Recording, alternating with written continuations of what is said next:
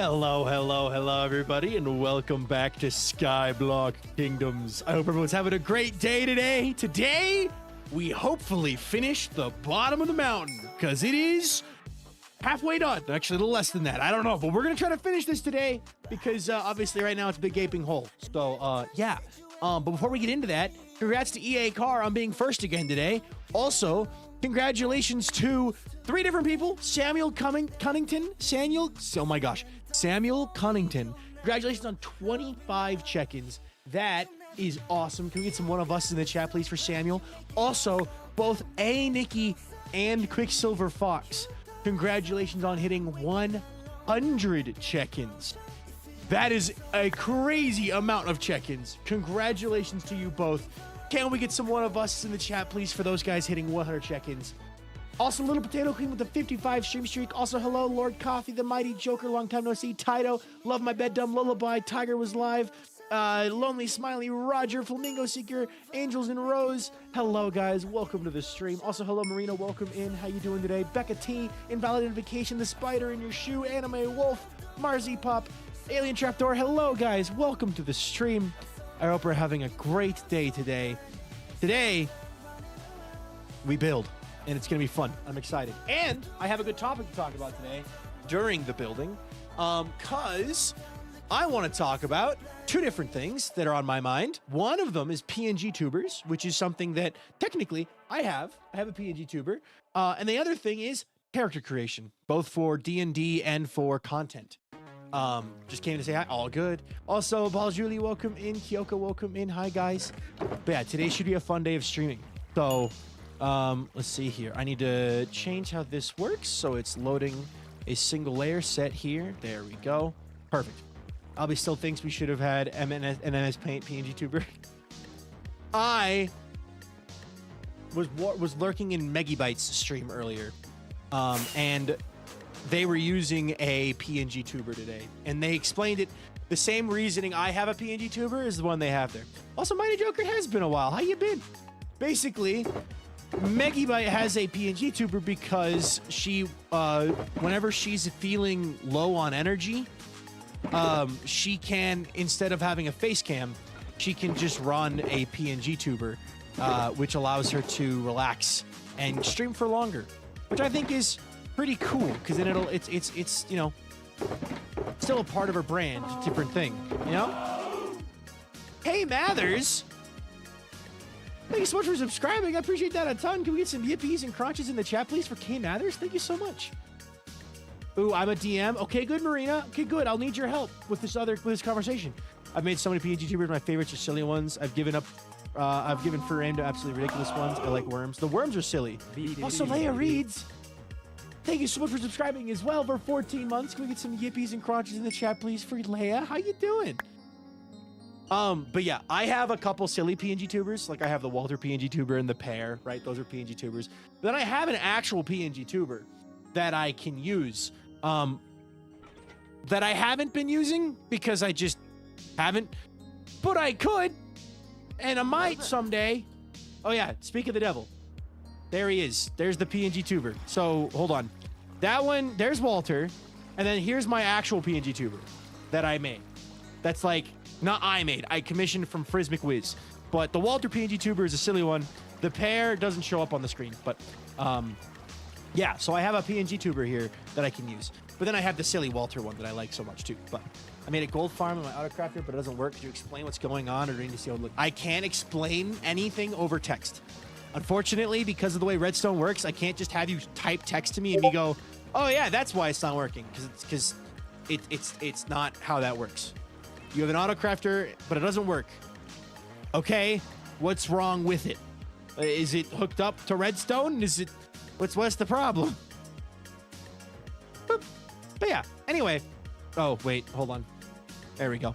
I have the same buttons bound to my stuff, so it breaks everything. Oh, I forgot to have torches. Oh no, I have torches. Dumb Lullaby, just send a screenshot of it in the Discord, in the Minecraft channel, and if I can help, I'll try. No guarantees. He's dead. Also, The freaking Pays. Hey, everybody, I'm the freaking Pay. The freaking Pays here to help tell you all. I hope you're having a great freaking day, and I hope you all subscribe because the Pay's job is to remind you all to smile and subscribe. So, hello, everybody, I'm the Pay. But I hope everyone's having a good day. I need to set my status. Bonk, bonk. We are going to be building up the mountain, and the mountain will be built, and it will be a great time. Quickly, I just want to look at this because it's fun to look at. Iron. Iron. Anyway. Let's wait for the freaking pair to end, and then I'm gonna do actual recording real fast to show off, you know, hey, we've made it this far. It's looking pretty cool. Mid update. But yeah, all right. Yeah, so characters. Characters are a lot of freaking fun, right? And when we make characters for games and things, whew, they are oftentimes very silly and very fun. So, okay. Somebody made the comparison that a character made for Minecraft roleplay and stuff like that is very similar to a character you would make for a tabletop game like D&D. And I wanted to talk about D&D specifically with this because I had a D&D session on Saturday. I have D&D every Saturday with some buddies, and it's always a great time, and I have a lot of fun with it. So, with that, I wanted to kind of talk about like the comparison between the two, and then also I wanted to ask you guys for help in theory crafting an idea for a new D&D character because my campaign ended on Saturday. The campaign that I was in for the last 16 Saturdays has ended, and I'll explain how it ended and everything. So, I love D&D. I love to actually play it one day when I'm able to. It's fun. DK Teddy, welcome in. Happy ending, hopefully. Kinda, not really. Anyway, we'll get there. We'll get there. But let me quickly record this because I want to quickly record this. So let's do this. Let's do this. Ooh, one stream later, and we're about halfway done with the mountain, and you can see just how big this space is and how much I have left to do. I'm not sure what all I'm going to fit in this area. I'm definitely going to fit a slime farm because slime spawning. But otherwise, I'm really happy with how this is coming along. And before I show you the rest of the mountain, Skylery came over and talked to me about something important involving Dark Oak. This is lore. Okay, good. There we go. Boom. Yo!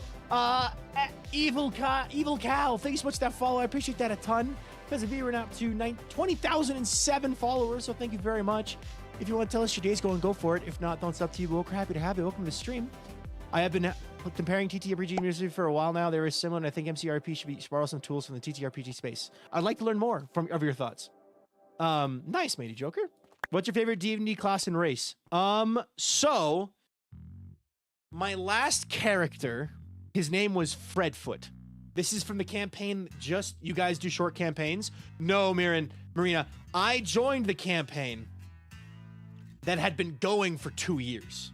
I joined it and had 16 sessions with them before we got to an ending point. We're about to start a session. We're about to do a session 0 on Saturday. And I'm really excited because I get to now be in this group of guys campaign from the beginning. So instead of not understanding any of the references and not really knowing what's going on, I truly get to like jump in and know everything. MCRP makes me miss LARPing so bad. Fair enough. There's absolutely a lot of MCRP could adopt from the other RP spaces. I used to use a lot of RPG stuff, not TTRPG, but like actual video games. My favorite D&D character I've played is still my Elf Ranger from a 3-year campaign in college. I miss her so much. I have a 3-year and they just hit level 10. Dang. Yeah, we hit level 12. We were level 12 at the end of our campaign. And so let me explain really quickly. So the question was what my favorite race and character is. I enjoy playing melee fighters. Melee characters. So like I played as a fighter in this last campaign. So I was a Goliath, half Goliath fighter. And I had a condition where I was incredibly hairy. Normally Goliaths are like bald. My Goliath, Fredfoot, was incredibly hairy and very self-conscious about it. but he was also a fighter. But he also wasn't the smartest. But he was also, like, I had a lot of, were you Bigfoot? Basically, yes, the whole bit was Fredfoot. His name was Fredfoot. It was like he was Bigfoot. It was a whole thing. But basically, let's get building. Basically, this, my character joined in the campaign, and we ended up going around and fighting gods, essentially, is what the level we were at. We were fighting gods and champions of the gods around this world. And on Saturday, we had a session where we went to go fight the god of thieves and robbers and murderers, basically. The god that thieves prayed to for a good heist, basically. Nope, Neon, you cannot add me on Discord. That's weird. Don't add strangers on Discord on the internet. People you don't know, don't do that. Anyway, but we were running around doing this. And in the very end of our last session, right? Like we were kind of at a, we went to the home. So sorry, not this Saturday, last Saturday. Well, technically 2 Saturdays ago, because we took the last Saturday off because sickness. But we were traveling to the hometown of one of the party members. We get there, we find out he had recently multi-classed from a paladin into more things and was now basically a champion of the gods himself, of his god. So we were now going around, we were about to prep basically to cause a war between the gods, because a lot of the gods in this story were corrupt, right? And so we were trying, there was this prophecy how once a certain god had been unchained, the war of the gods and the cleanse would begin. And we were in the process of going to find this person to unchain. Now, that would have meant a whole new travel arc, weeks and weeks and weeks of traveling. But before that, we were like, oh, we got to go fight the god of thieves who's coming after us and hunting us, right? And it's like, oh shoot, yeah, we got to fight this guy, because otherwise we're gonna have an issue on our hands when he catches up to us and catches us off guard. So, skip to this Saturday, or last Saturday. I'm explaining how my last D&D session ended the whole campaign that I was in, and how after I'm done explaining that, I want your guys' help creating or theory crafting a character that I could play for the new campaign. Extremely interesting. Wait. No, yeah. TTRPG safety systems and similar from RP spaces are super lacking for MCRP. It's kind of like MCRP's reverse engineering, which is interesting. Extremely interesting to me as someone who came from MCRP from TTRP, actual play space, and watching to basically reconstruct TTRP dynamics from first principles with all the same pitfalls and tools to fix them as have been deployed there. I did RP before I did D&D. Fun fact. I did Minecraft roleplay before I did D&D, so I'm kind of learning and getting better at D&D now because of it. And I'm also getting better at roleplay because of D&D. But anyway, this Saturday, we are going to the neighboring town to find this god of thieves and murderers. We get there. It's a ghost town. But previously, we found out it had been a bustling metro, right? Tons of people, bustling metro. We get there, ghost town. Sketchy figure steps out in a cloak. We're like, that guy's evil. We're gonna fight him. And he goes, oh, you dare challenge me? Like I've been looking for you, and it is the god we're looking for. We fight his shadow, which is like a construct that he made of himself. And in doing so, and also an army of like 30 skeletons, but luckily our mage cast a wall of fire, so they had to go around the wall. So we didn't end up fighting them until like the very end, like literally at the very end, we finally turn around and fight them. But as we're fighting this god, we kill his shadow, but he's like really strong, and he gets our, like the main character almost, like the guy who knows the prophecy and is the one that God talked to about this, and then like it is like kind of the one who is like leading the group, gets hurt really badly fighting the god, right? We kill the god's shadow, and we're like, boom, we've done it. And then he reincarnates as himself, like he appears. So the shadow disappears and fades into ash, and from the ash rises the actual god, who's actually weaker than the shadow, but because his shadow had done so much damage to that guy, he kills without revive our party leader completely. And this is a guy, this character has been around for 2 years, right? Is a reincarnation of a God's champion, is like super important. And this is my first time seeing a character death in D&D. I've never been in the campaign long enough for someone to actually die, right? So it's like, oh no, oh my gosh, he's dead. And the DM feels really bad. And he's like, oh my gosh, I feel so bad. I did not mean to kill him. Oh no. And then we keep fighting. We manage to kill the actual God. And then we kill the skeletons. And the DM is like, and that's the end of the session. Good night, everybody. We go to bed. We wake up the next morning to a poll. It's like, poll, new campaign or continue with new character. And the guy who died, his character's name was Mahalalel. Mahalalel died. The guy who played Mahalalel was like, Mahalalel was my dude. I don't want to come back as a new character. I'm fine with you guys continuing without me. And all of us are like, nah, we'll do a new campaign because we want to play with everybody. So we're doing a new campaign now. So yeah. Let me see here. I've always wanted to be in D campaign, but the group I was gonna be in found the rules very constrictive and have just never found a good group and have been so busy and shy to try. Fair enough.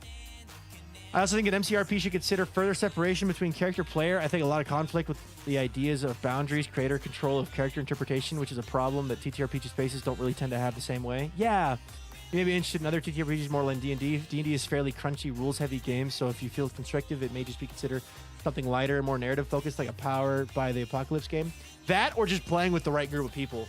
Like, I don't feel constricted with the right group of people. Like, for example, 2 sessions ago, we were fighting a literal statue. Like, a colossal... Well, actually, the scale was huge statue. That was the scale, for those who know. We were fighting a statue of one of the gods. And I have no magical ability and just and I have a cursed axe as my weapon. I go to hit the statue, and statistically speaking, according to the rules, I'm not able to damage him at all. Do any damage at all. However, being a level 3 fighter... or a level 12 fighter, whenever I hit something within 2 size scales of me, I can topple it. So I kept the DM described it as your allies see you pick up your axe and slam into the stone again, and you knock the statue over. So I keep knocking this giant statue over and then grappling it. I'm not dealing any damage, but I keep knocking it prone so that my allies get advantage on attack. It's really random. It was very silly. And basically, it was me adapting to the fact that, yeah, according to the rules, I couldn't do anything. Like, damage-wise, but I was able to adapt it to be helpful still. Anyway, hi, KJ. If it works, it works. I keep it the best time, love D&D. Welcome in. I have my own rules, minus 5e with lots of homebrew with cool factor, allowing to overthrow rules within reason. My DM has a lot of his own characters and some rules that he'll tweak. But the nice thing is a lot of the party members have been playing D&D a long time and have been DMs themselves. So whenever the DM has a question, everyone just kind of talks about it, and then we agree on a solution, and then we just keep moving forward with that rule. I've been playing and running TTRPGs for close to 7 years by the time I got an MCYT at all, so it's always interesting to see how other RP communities approach things, since all the RPs tend to be influenced by that background. I won't get to play D&D for another month. Hey, but you get to play it in a month. That's good. Yeah, MCRP right now, it definitely feels a bit odd because of a weird format where RP where most people feel restricted to characters that are them, and also there's the whole character Cubido creator distinction. It's definitely unique and interesting, but it has restrictions folks could break out of. It's definitely one of those things where if you were just playing on a Minecraft server with your friends and not making content, you 1,000,000% would have no issues just playing a character with a different name, different background, and like playing proper roleplay. But I think part of the problem that a lot of creators face when doing Minecraft roleplay is they want their brand to still shine through, right? They want VikingPilot to be something that people know, and they're searching for the name VikingPilot to find more content, right? I'm using my own stuff as an example. Whereas when you're, you know, playing with just your friends, you're not worried about that kind of stuff. So I think the content side of things is part of the reason why there's that weird issue between trying to break a character out that is separate from the main thing. Like with vampires, Avid, right? Avid's portrayal of his character is still an extension of himself, but it's still like different. So I know the MCRP I used to do was like private server stuff. What's up, Kale? How you doing today? Back in 2011, back when I did other RP stuff. This is before MCRP was really a concept. The new MCRP gets interesting. Yeah. Kayla, we're talking about D&D and characters and Minecraft roleplay and how it's similar to D&D. And then and then once we get to a good stopping point, or like pause in the conversation, I'm going to explain the next campaign I'm going to be in and ask for ideas on the characters I should play based off the characters I like playing. Personally, I think there's a lot of issues with how most people approach and view D&D as sort of default generalized game that they can adapt to anything. When many people would be much happier if they just played a different game instead of bothering with homebrew. But this is maybe a different conversation. It does sound like a different conversation, but also I think at the end of the day, if you're having fun, doesn't matter what you're doing, right? With RP. So I've been playing 4E pirate campaign and my character is so cool, so good. Ooh, that sounds fun. Pirates. Nature, welcome in. Mr. King, welcome in. Hello, guys. Perf Matrix. I need... I'll see cobblestone. Cobblestone.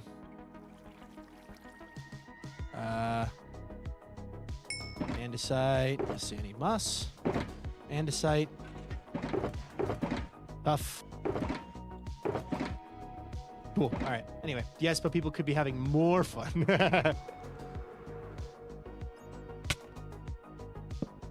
All right. Anyway, I will take note of that. I do, in fact, do roleplay with my friends, sort of slice of life stuff. Also, I get what Viking's saying. I've heard of stories characters that my friends have their campaigns and sound so fun, but not as constrictive as the game I was gonna be in. I've never ended up happening.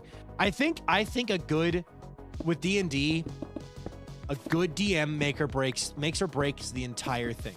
And obviously, like a good cast of friends, just like with any Minecraft server roleplay, a good cast makes or breaks the entire concept. If you're trying to play D&D and your DM is trying to pigeonhole the entire group into this one thing and like make you all think this one way, and you don't want to do that, you're not gonna have a good time.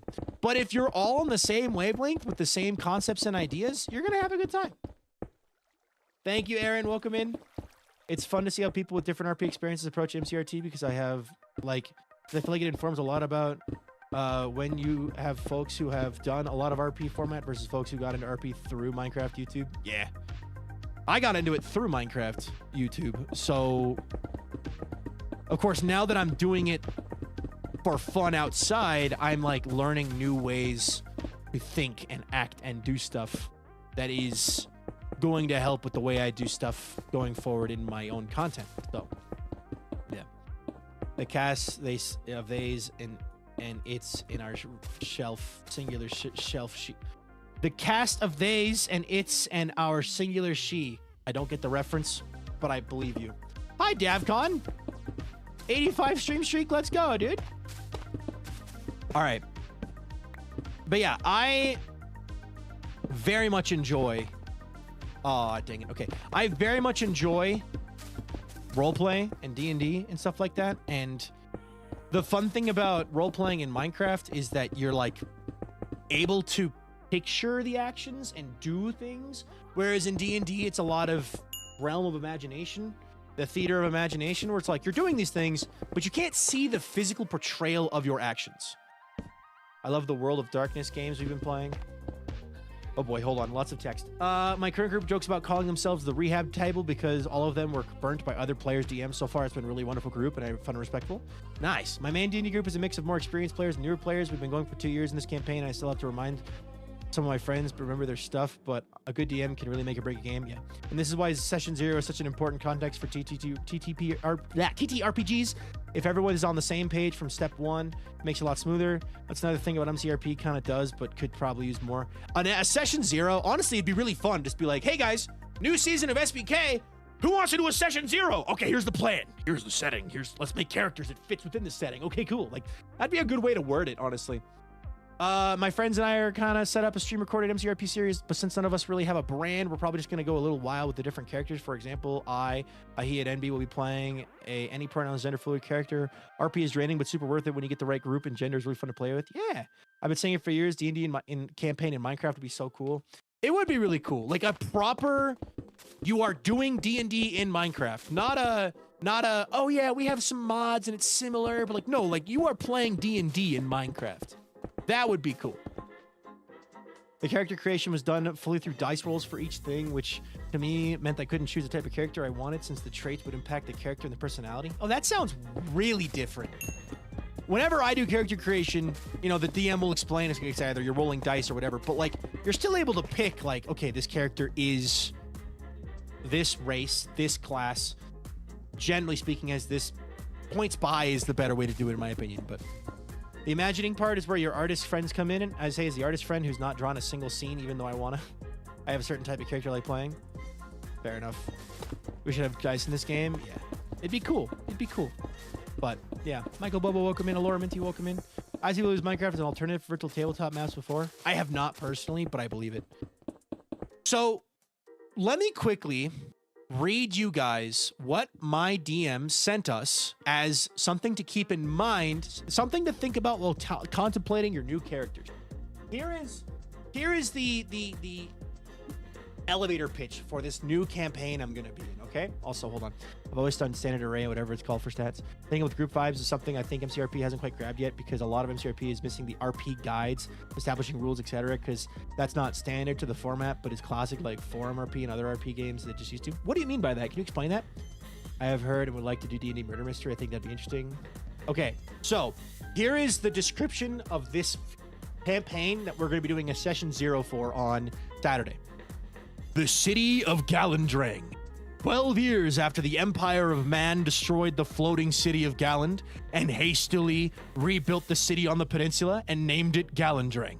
The story starts in the low tides, a slum of the harbor district. A dilapidated water mason shop named Stillwater Syndicate hides the guild hall.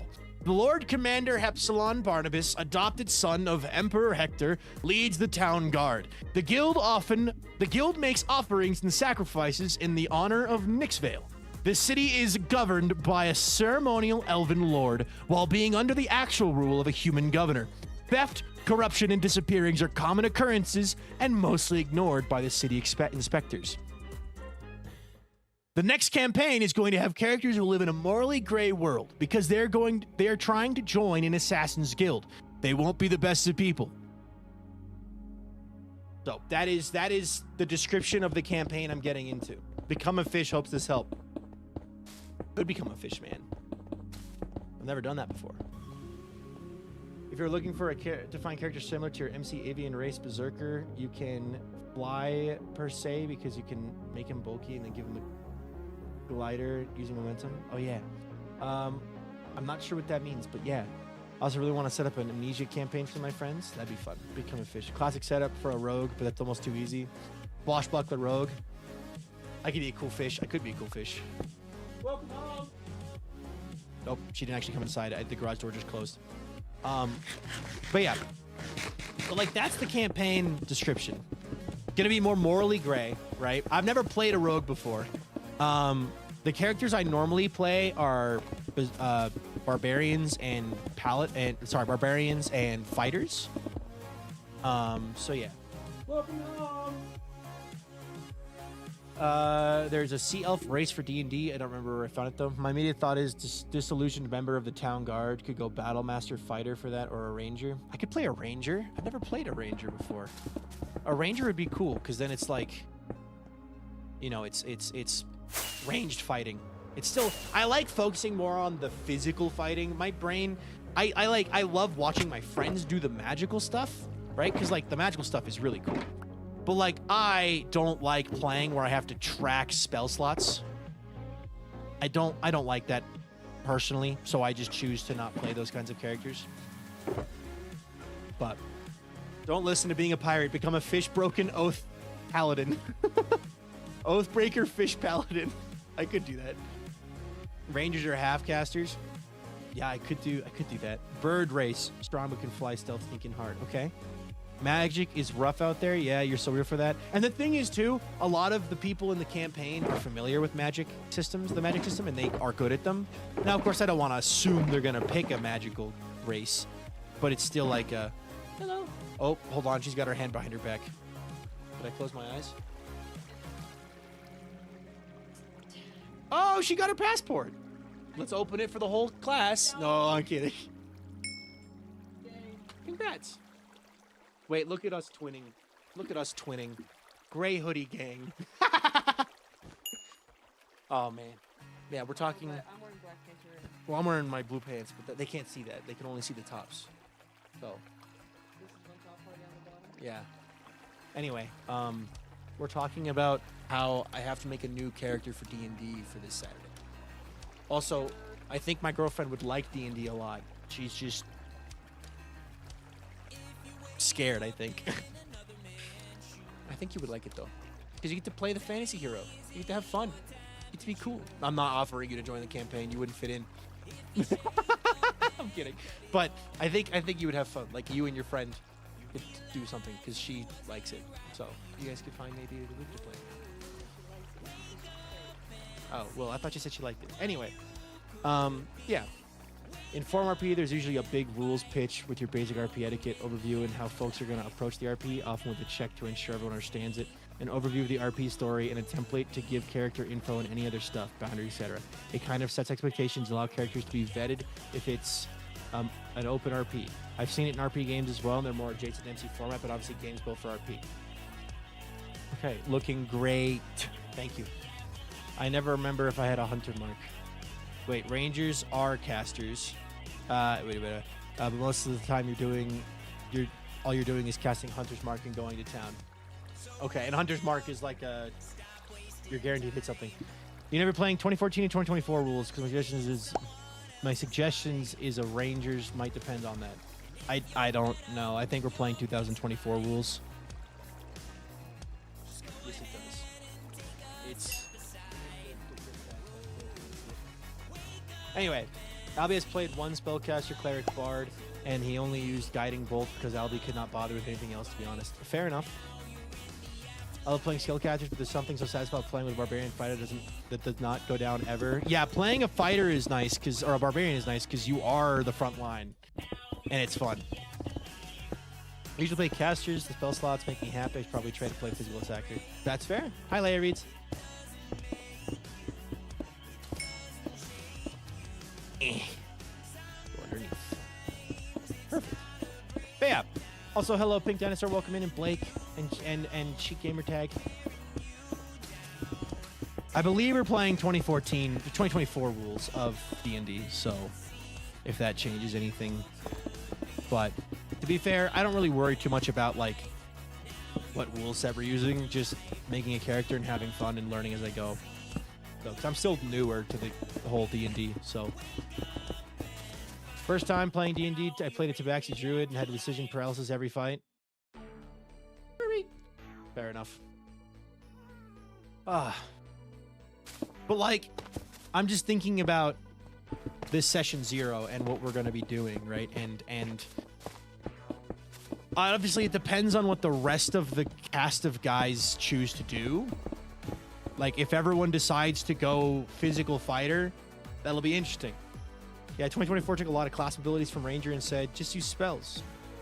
For Forum RPGs, the whole setting expectations and establishing stuff is important because you might have stuff like script RP versus paragraph RP, which are totally different formats, or if you're doing what I'd prefer as LARP style, which is more like MCRP voice chat format. If somebody is doing RP in script format and everyone else is trying to do paragraph, then it throws off the flow, and that's the sort of energy I see a lot in MCRP. Yeah, I guess like there's definitely like an expectation level difference where it's like you'll get into a server and some people are experienced in one style of roleplay, and then like for example people who have an acting background or like a theater background who are used to a script and like sticking to a script, and then you have people like me who are self-taught who are more into the improvised stuff, right? Improvised lore. Like we have like a concept of where we want to go, but we're not sure how we're going to get there. We're going to improvise our way there, kind of thing. And usually those two styles run into issues where it's like one person is trying to plan and one person is just trying to act. My first D&D character was a Tiefling Bard who was just an arsonist. Gloomstalker or Swarmkeeper Ranger would be very thematically fitting and mechanically solid. If you want a bare minimum complexity, you can go with Hunter Ranger. Scripted improv is a big one in MCRP that folks get into conflict on. Yeah, scripted RP is my favorite because, unscripted RP, improvised RP, but scripted RP, like stuff like White Pine, right? Like that's scripted completely. Like that's role playing, but it's just acting at that point. Like they are just acting out the characters and the scenes. Be a sandwich, welcome in. Lonely, welcome in. Hi guys. But yeah, because like a ranger could be fun because that's still like not too much of a caster, but still a caster. I could also do a paladin, like a paladin of some kind. Like I haven't done a paladin before. Like I did a paladin for a one shot, but that was a little different. I'm leaning more towards either like the idea of a ranger. I hadn't thought of a ranger. I could also do a rogue. I don't know anything about them anyway. I don't know anything about like rogues or rangers, to be fair. I am very much a new D&D player who has played, as a couple types of characters, but pretty much the same type of character. And it would be fun to do a character that is a different style than my normal style. So, yeah.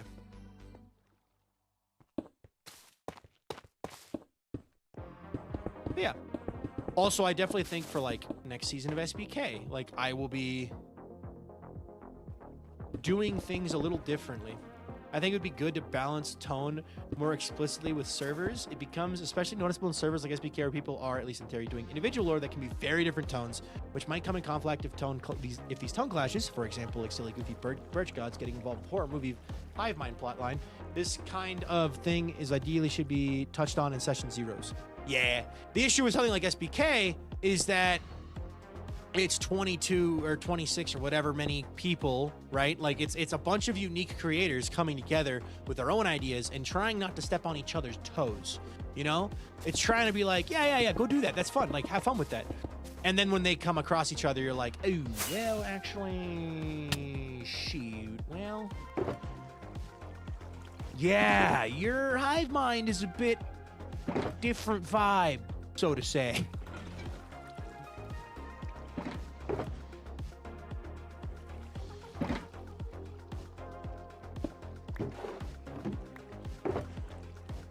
But yeah, I've been working on trying to make a template like that one VTuber boundary sheet everyone started using, but geared specifically for MCYT, MCRP that helps facilitate getting folks and servers all on the same page as like akin to a player introduction boundaries D&D sheet. Yeah. I'm definitely learning a lot about this stuff myself.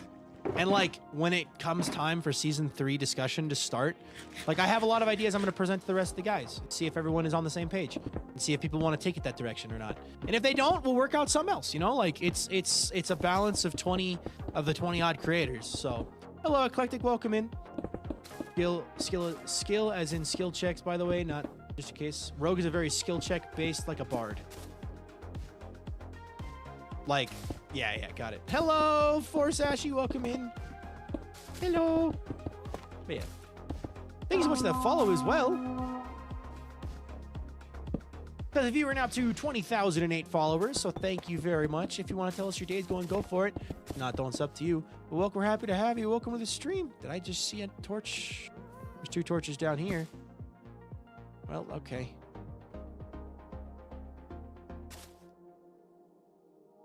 Hello, Lapis. I like that number. All right.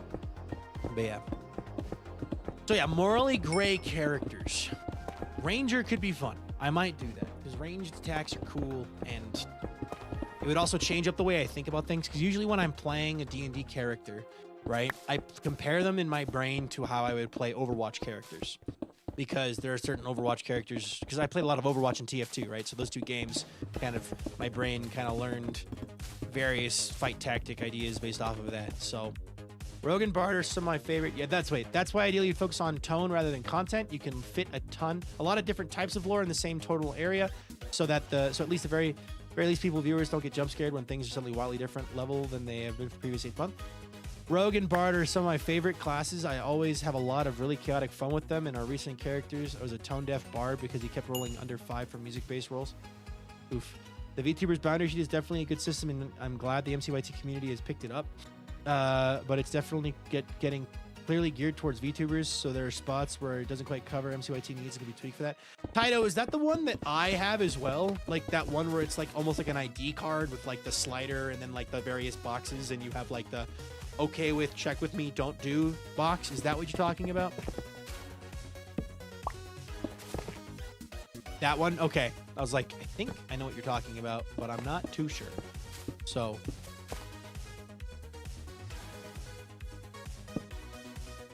All right.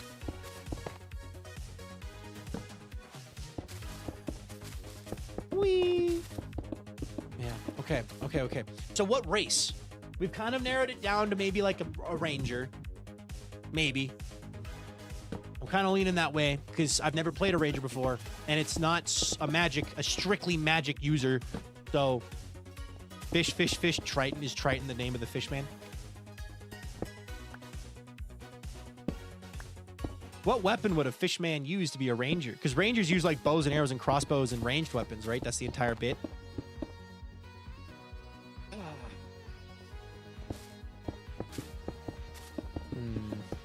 Rangers can be fun. I played a werewolf ranger in my first campaign. D&D? Yeah, we're talking D&D. Harpoons. I could use a harpoon. Also, this DM and this group that I play with very often do very silly characters. I love D&D. We're talking D&D. Rangers can be melee too. Okay, good to know. So I'd have like a melee weapon, and then I'd also have a ranged weapon. I played yesterday. I played on Saturday. My campaign ended on Saturday, and we're doing a session 0 on this Saturday, which I'm very excited for, actually. Like, unironically, really excited for this session 0. Also,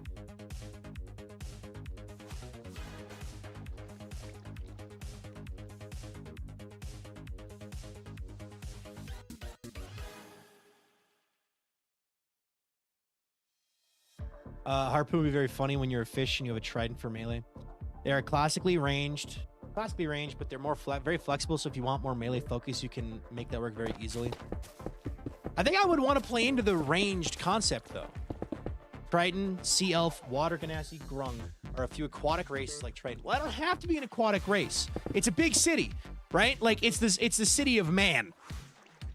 Rebuilt a city, basically. The Empire of Man destroyed a floating city and then rebuilt the city underneath of where it was. And we're just taking place in, like, the story starts in the harbor district. I don't have to be from the city. I can. It makes it really easy because I don't have to think about, like, where I'm from. But, like, it doesn't have to be a aquatic character. It can be anything. Playing 20 river rules, Javelin is a really strong option against flying enemies. Okay. As the guy who does thrown weaponry in real life, there's a lot of thrown weaponry options. If a fish, maybe you could do a javelin trident or something, or a fish hook or anchor as a meteor hammer. That'd be cool. I like a changeling. I could do a changeling. I like throwing things in real life. Very good hatchet thrower, me. Wait, no, trident. Got my weapon masters mixed up. Tridents are cool. I would be down to do a trident. I'm trying to think. The races I have played in D&D consist entirely almost of half Goliaths. I have played one elf for like a 3-session campaign that just died and just stopped being played. Actually, you know what? Let me pull up my D&D Beyond. I deleted one character that I just literally never used. So, like, I had a character I created. He was never used for anything, so I deleted him. Plus, it was back when I didn't know anything. I have 5 characters. I have the Shield Hero, which is based off of the anime, the Shield Hero, which is my first ever character, is a Mountain Dwarf Paladin. I have Yam Steelhide, which is a half-orc barbarian. And then I have Fredfoot, which is a level 12 Goliath fighter. And then I have Boulder, who's a half-orc paladin. So, I played a lot of half-orcs in Goliath. I'm Elf in my D&D, and I'm 111 years old. Nice. My favorite character was Swashbuckler Rogue Water Genasi. Have you thought about what kind of subclass you would go for. It can help figure out what flavor of character you want to play. You are speaking in words that mean something, but not to me. I don't know what the subclasses are. Best species-wise, you might enjoy Dragonborn. That might fill a similar niche vibe, but something new. The character I deleted was a Dragonborn, but again, I never actually did anything with that character. Actually, did I? Wait, hold on. Now I'm... Hold on. I took a picture before I deleted him.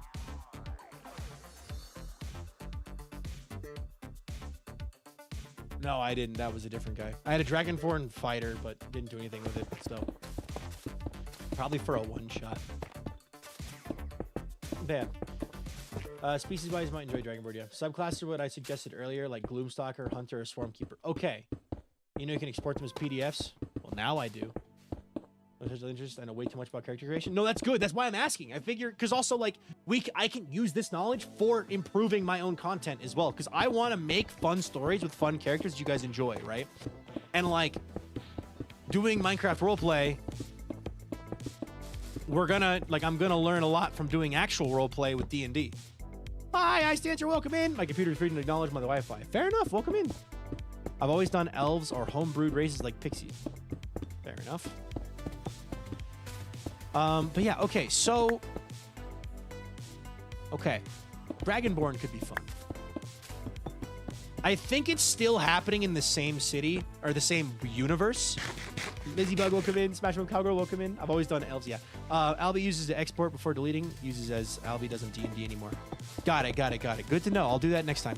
I have one, you know, you get 6 free slots in your D&D Beyond thing. So I deleted one that I wasn't using anymore, that I never used and didn't really care about, because it was like, I don't remember what you are. We never use you for anything. And you don't even have like any art or anything about you, let alone development. So hello, Dark Muhammad, welcome in. Also, Della Wanderer, congrats on 25 check-ins. That is awesome. Can we get some one of us in the chat, please, for Della Wanderer? Congrats. 25 check-ins. Heck yeah. But yeah, I definitely want to play Reborn at some point, but that is very, very niche race. A Reborn. What is a Reborn?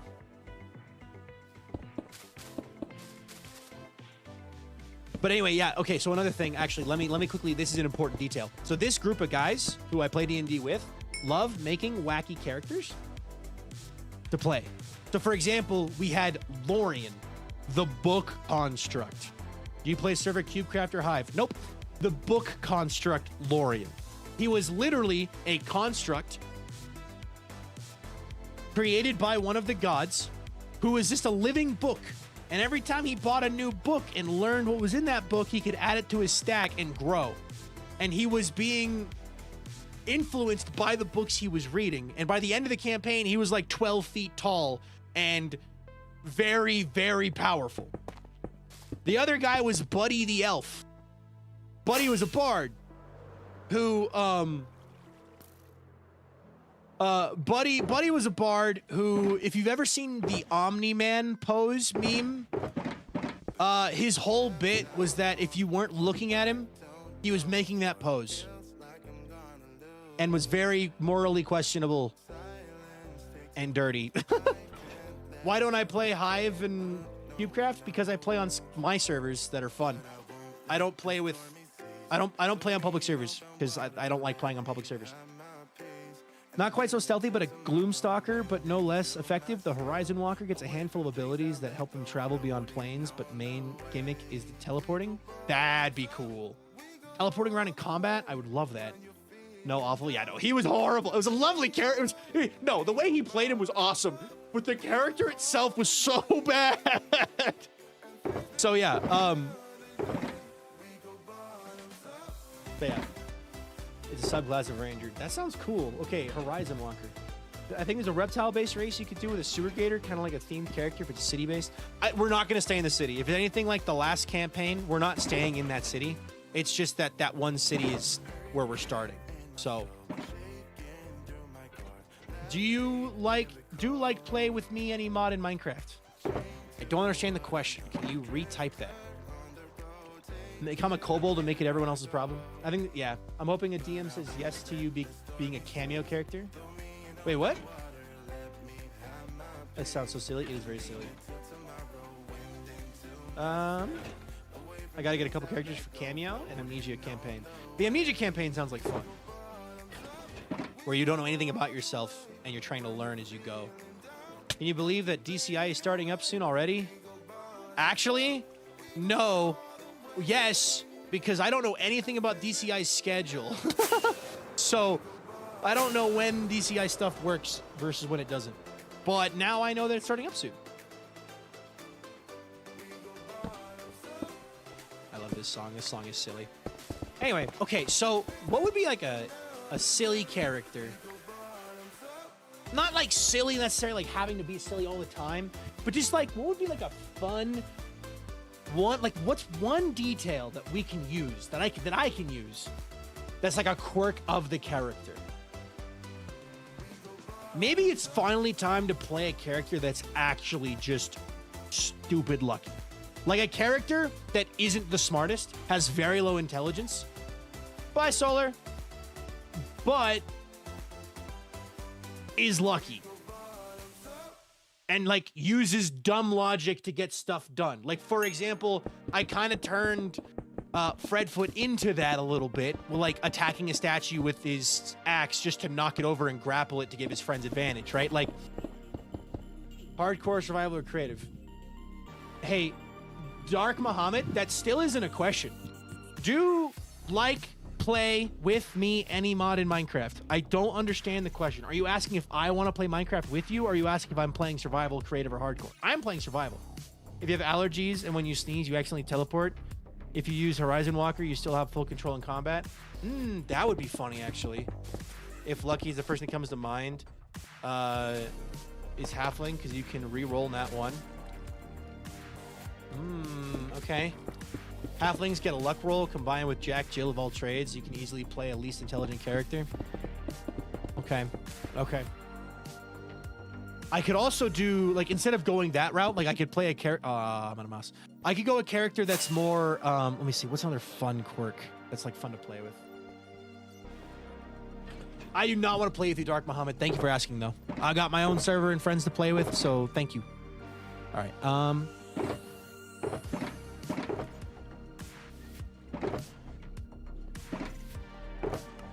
It's good to know that the halfling has that stat, though. You can re-roll Nat 1s. That might delve into that a little bit. Okay. Ranger. What would be fun? Good morning. Halflings have a lucky trait. Otherwise, you could pick a background that grabs you, like Origin Feat from the 2024 rules. Halfling like my beloved. I could do a halfling. I'm trying now. I'm like thinking like, what would be a fun bit that the others would find entertaining, but wouldn't be annoying, but would be silly. Hello. But like would be like, you know, good. For example, Fredfoot, right? Fredfoot was a Goliath, a hairy Goliath, supposed to look like Fred Bigfoot, and was self-conscious about his hair. Right? Just here to push a Viking. Push a Viking as a druid if the only knows the spell Sheligi to hit things agenda. I don't know what that means. High wisdom, low intelligence can be fun. I do love halflings. However, I think my favorite D&D species ever is a kobold. Love those funky little guys. How many years have you been playing Minecraft? I've been playing Minecraft since 2011. I know I came in a bit late. D&D talk is making me think about mid-maxed a bit. Have you heard of it? Mid-maxed or min-maxing? I know what min-maxing is. I don't know what mid-maxed is. Could also be a tabaxi and be a cat person, be allergic to yourself, play as your pet cat. Play as my pet cat. Ooh. What if I made Walter into a D&D character? My sidekick could be Walter. Problem though, it wouldn't actually be Walter because I wouldn't want, like, because the DM plays by the rules. If the character dies, the character dies. We had a pet lemur bear. Basically, lemur named Chungledown. And when Chungledown died, it was a bad day. It was a bad day. If let's see here. I recently got to play Kendar character halfway between a gnome and a halfling. Kendar is fun. It's a spell that enchants your quarterstaff to use your specialty casting ability so you can smack things. Play a version of Walter. Yeah. And they do probably talk about Min-Max, which is new up and coming campaign with a bunch of martial artists. Oh, I have heard of that because I see Sensei Bensai or whatever, the guy who uses the meteor hammer, Jack Z Whipper, and the bow and arrow guy, right? That's what you're talking about? Has no dead dogs rule for just that. It's a good rule. There's another Breaking Bad character named Strawberry. They're really fun. I've actually seen Jack Z Whipper in person twice now at the Renaissance Festival. Jack Z Whipper is a wonderful performer, and I love his show. So, and I follow him on Instagram. I followed him on Instagram for years. I'm not adding you, Dark Muhammad. Okay, bud? I'm going to ask that you stop talking about it. Okay, bud? Thank you. Raw in 2024 rules is that your animal companion is a spirit that can be summoned if it gets taken down. What about a ranger that has a pet cat? Mechanically unkillable Walter. And the archery guy you're thinking of is Blumenek. I don't know who... Oh, Blumenek is the name of the archery guy. Yeah. Mid-Maxed is a D&D campaign that's currently going. A couple goes into yes. So, yeah. Mechanically unkillable Walter. Good. Ranger pets, I think, can be resummoned in 5.5e. I'll talk about it. I don't know if I'll commit to that idea, but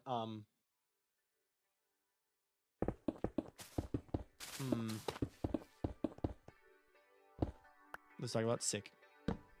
That's what I'm referring to. Beastmaster Ranger with the Walter Spirit Companion, unkillable Walter. But I wouldn't name it Walter. I would name it something else. Bagel. Or Bagel. It'd be pronounced Bagel. B-A-G-E-L. Bagel. 5.5e druids can resummon a familiar each day. SPK mods D&D campaign when?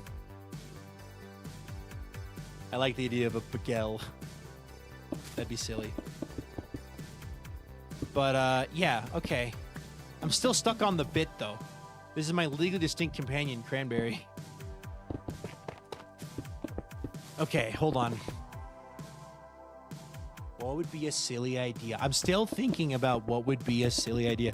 What are some famous rangers from various TV and stuff like that? Like, I know that the rules are different. They're not actually rangers, but, like, people who are rangers, right? Like... people who use bows and arrows and stuff. The Green Arrow, Legolas, Robin Hood. Yeah.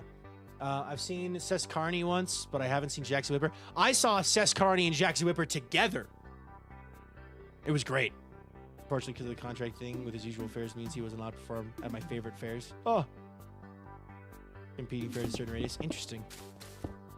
Unironically, Abba is a friend who made a character named Bagel who's a politician. Oh boy.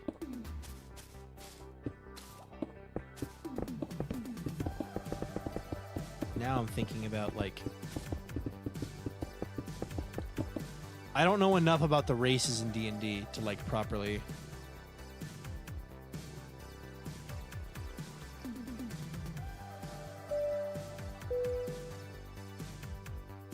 Hi, Shauna Jade. Welcome in. Join a D&D. Hello. Yes, we're talking D&D. Specifically, I am talking about how I need a new character, because this Saturday, I'm doing a session 0, because our last campaign ended on Saturday, and the DM already had another thing cooking and ready to go. So we're going to be doing a new campaign, and I am excited because this one, it's a little more morally gray, a little more on the, I guess for people who missed it, I read the description at the beginning of the stream. I'll read it again. The city of Galandrang, 12 years after the Empire of Man destroyed the floating city of Galand. The story starts in the low tides, a slum of the harbor district. A dilapidated water mason shop named Stillwater Syndicate hides the guild hall. The Lord Commander Hepsilon Barnabas, adopted son of Emperor Hector, leads the town guard. The guild makes offerings and sacrifices in the honor of Nixville, a god deity. The city is governed by a ceremonial elven lord while being under the actual rule of a human governor. Theft, corruption, and disappearings are common occurrences and mostly ignored by the city inspectors. The next campaign is going to have characters who live in a morally gray world because they're trying to join an assassin's guild. They won't be the best of people. So that's like the background. The nice thing about 5.5e is that you can usually do fine with any species choice. Your background is usually more mechanically impactful. Okay, so explain. Okay, so the backgrounds have always confused me because I thought you just made one up, right? You just made up a background. I don't understand the traits in the background stuff. I don't get it. Now I'm learning resin work to fix a sword handle. Nice. Fun side fact, I broke the resin handle of my sword this week, so now you're learning resin work so you can fix the handle. Nice.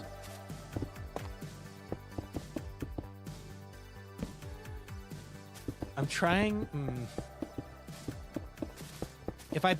I'm thinking, for those who are joining us as well, I'm thinking I might do a ranger, because I've never played a ranger before. What I might do is I might look up... I've been playing a lot of Monster Hunter as well, and my buddy was like, well, if you want a proper like understanding of how that weapon works, you should probably just look up a tutorial because it's easier. I didn't realize how many new races there were in D&D Beyond. Oh, how beautiful. I've been playing an Arakakra or owl for ages. I'm biased for recommending bird species. Bajerd. Wait, guy who draws bird people suggests bird people? Fork found in kitchen?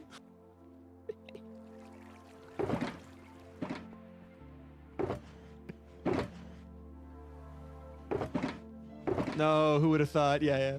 Ranger is so underloved. Definitely talk to your team about the adjustments to the abilities since they are quite underpowered. Wants to send you my AD&D character now, who is an assassin guild to the beginning of the campaign. Later had to go back and try and off the guild leader to leave the guild. Floor is made of floor. I mean, backgrounds is pretty much just giving your features based on what you think fit your characters. So like Outlanders is your character state in Wilderness, and you get bonuses based on that. Okay. Rangers are only underpowered in 5e. They're pretty solid in 5.5e, at least in my opinion. So, with this campaign, I'll be asking, like, we'll have our session 0. From there, I'll be able to learn more. But one question is whether or not your races in your campaign are cursed. Personally, in my campaign, characters and NPCs can be evil or good. Tieflings are not cursed unless the player wants it to be, and then it's individual PC. The question is, evil race, good races can affect your choices dramatically. There is racism in D&D. A lot of racism in D&D. And by extension, Baldur's Gate. Yeah. Maybe expected. Let's see. Maybe expected, but tabaxi with colors and mannerisms of Walter Cranberry. We love being a drow. What's a drow? I don't know what a drow is. You have to understand, Shauna? Okay, let me quickly explain my background again. I just finished my campaign that I was in where I got to session 16 since I had joined, but I had been going for like 2 or 3 years prior to that. Right? So like I joined in towards the end of the campaign, but that is still the longest I've ever been in a campaign for was 16 sessions. That's the longest I've ever successfully had D&D. So I am still a very new player. So when people go, oh, just do this, I'm like, oh, what does that mean? Like I just recently learned as a fighter as a level 12 fighter that I could, like literally in the last session, I learned that I can hit somebody and sap them and guarantee their next attack has disadvantage. I just learned that in the final session of the campaign. I was like, are you kidding me? I should have known this. But Drow is an elven race from the Underdark and experienced a lot of races in Baldur's Gate, yeah. Drow is kind of tiefling and dark elf together and elves and like that lives like a dwarf from the Underdark. Got it. Okay, cool. Understood. Elf but emo. The freaking pay. Hey, everybody, I'm the freaking pay. Hope you're having a great freaking day. Yay. Anyways, the freaking pay. It's my job to remind you all to subscribe and smile. And if you haven't done those 2 things yet, what are you doing? It's completely free to subscribe over on YouTube, and smile is completely free. Also, if you're watching on Twitch, subscribing with Twitch Prime is also free. So consider it. It helps out VikingPilot a ton, and VikingPilot wants to keep making content for you guys. So every time you subscribe, you are directly funding more VikingPilot content. For example, episode 17 of SBK is done. So, yay. Truthfully, I've ever played one half of a full campaign. Make the pair a D&D character. Hey, I'm the freaking pair. I could do a character with like a Bostonian accent. Be like, hey, I'm walking here. But like, also, that's not very like Underdark. I guess it kind of is. Is Boston the Underdark? That's the real question. Is Boston the Underdark?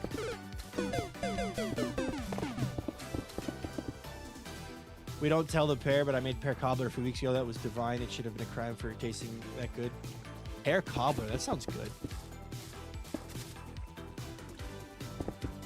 If Boston's the Underdark, what does that make New York? Hell. Hope this helps. Partially Underdark is Australia. Big spiders. Understood.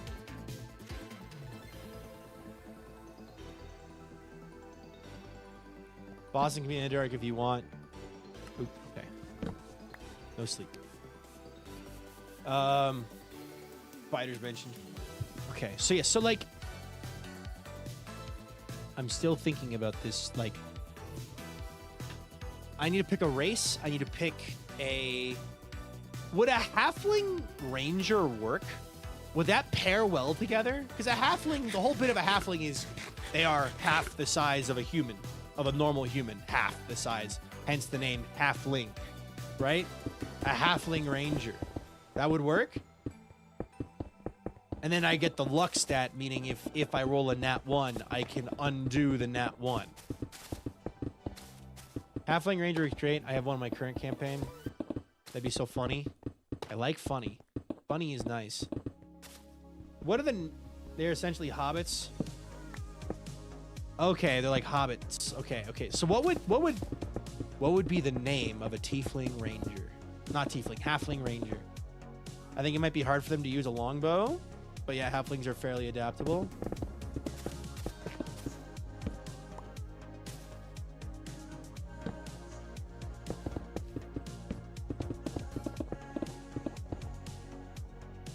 I feel like I'm not going through a lot of andesite, so I can put a lot of this andesite away and just grab more mossy cobblestone. Mossy cobblestone is the item with the most need in this, so...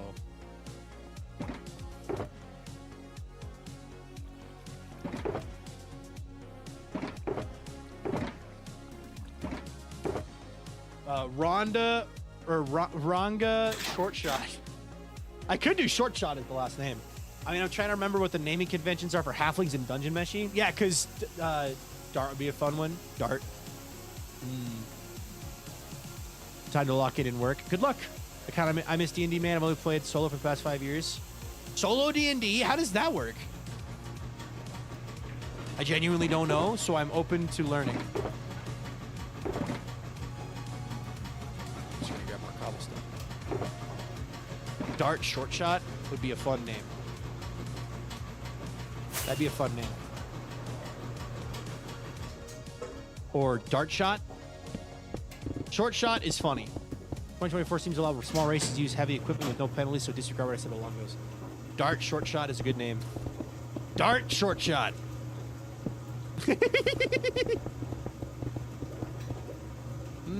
Hold on, I gotta write that down. I'm writing that down. Write that down, write that down, write that down. D&D.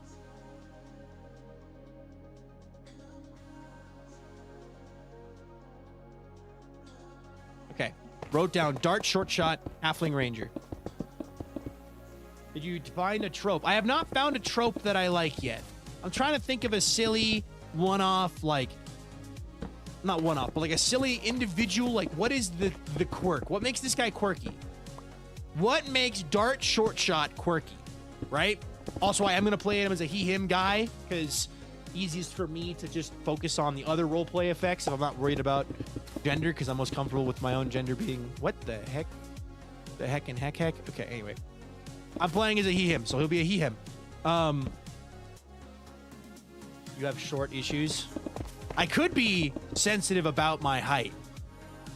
But that, I feel like that's overplayed. I feel like everyone who plays a halfling is constantly like that's just like a thing halflings do.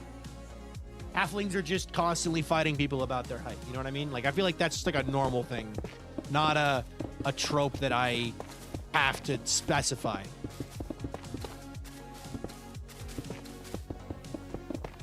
Give it a dartophobia. Maybe.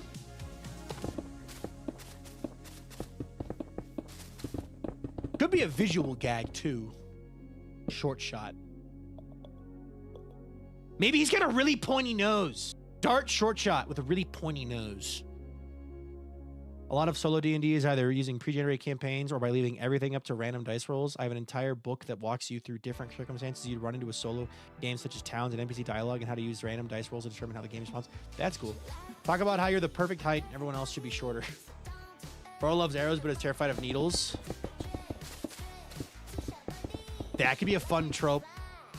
Hold on.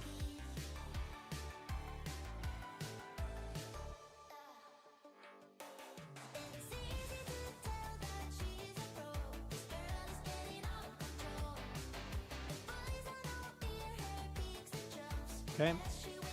Stumble into luck. You always find yourself in misfortune. Somehow you always get the lucky one. Kind of rolling off your lucky quirk. Yeah. Sit on something that barely gets over the table or heights. Sit on something that barely gets over a table or fear of heights. But you have tattoos. Yeah, they had to sedate me. Could be offended if people suggest you are too tall. Amper, are you saying like... Also, welcome in though. You're saying like Short Shot would get upset if people were like, "You're too tall." He'd be like, "No, I'm the perfect height. Everyone should be my height." Because then we would eat less food, and we would. What if he eats too much? What if he's like obsessed with food? But his whole argument with like people should be his height is that they're more efficient creatures. They need less food to work. So like. Okay, this stems from a bit that I have with my 4'10" friend. She would joke that she's the right perfect height and that she's finished growing. The joke is that God knew I was perfect, so I stopped growing when I hit the perfect height. And then also, I'm just a more efficient human. I use less food. Like, that's the bit. Short people are more efficient humans is what is the bit that she would bring up like all the time. It's just, I use less food. I use less energy. I'm more efficient than you. I could use that bit.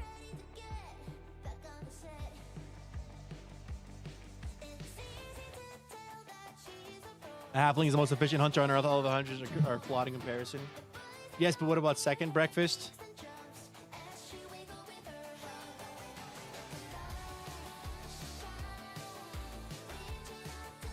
Maybe he could be a chef. Like, also like a cook. Like, he could love cooking. Like, his background could be... He grew up at a... Maybe his father or mother was a baker, right? Or were bakers? Or were butchers? Or were like some kind of food... They ran a food shop. So his family was a... Should I go baker?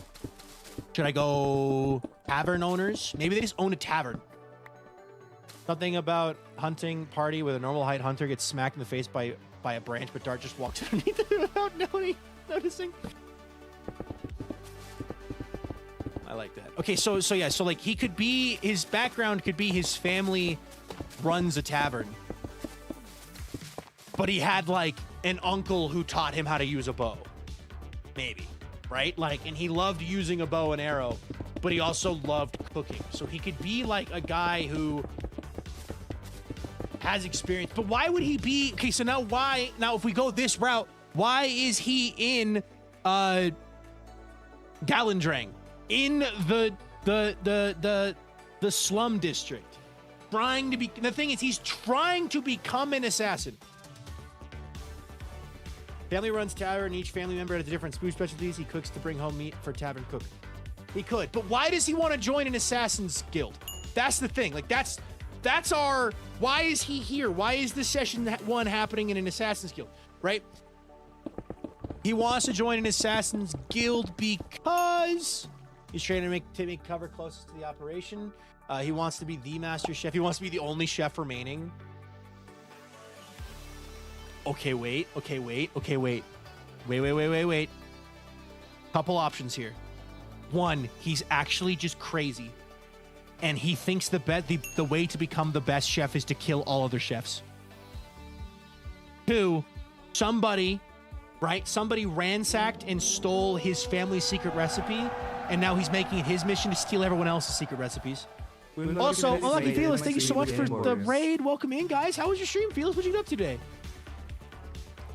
He wants to be the best chef, but he also wants to be, we're talking about D&D right now. We're theory crafting a D&D character for me to play. The leader of the guild is a legendary good cook, and he's trying to top the organization to learn those recipes. He craves the most dangerous game. Oh no, he doesn't want to eat people. I don't want to play that. I don't want to cross that line myself as my own. I don't want to play a character that crosses that line. Personally, not huge. Cannibalism is a red flag, chat. Don't forget. If you're talking to somebody and they're into cannibalism, red flag. Okay? Anyway. Stole the Krabby Patty secret formula. Okay, hold on. Okay. Wants to join Assassin's Guild because maybe he hunts down everyone who learns a secret recipe, so that's still a secret. But the thing is,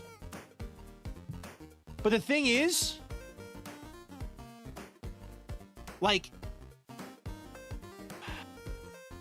in order for, like, an assassin doesn't get to pick his jobs. Like, he does, but, like, an assassin is paid by somebody else to kill somebody else. Meaning he would not want to... He's after the people that destroyed the bakery would have a subject to lines and veils. Would have to be subject to lines and veils. I don't know what that means. 11 herbs and spices. He's after the people that destroyed the bakery.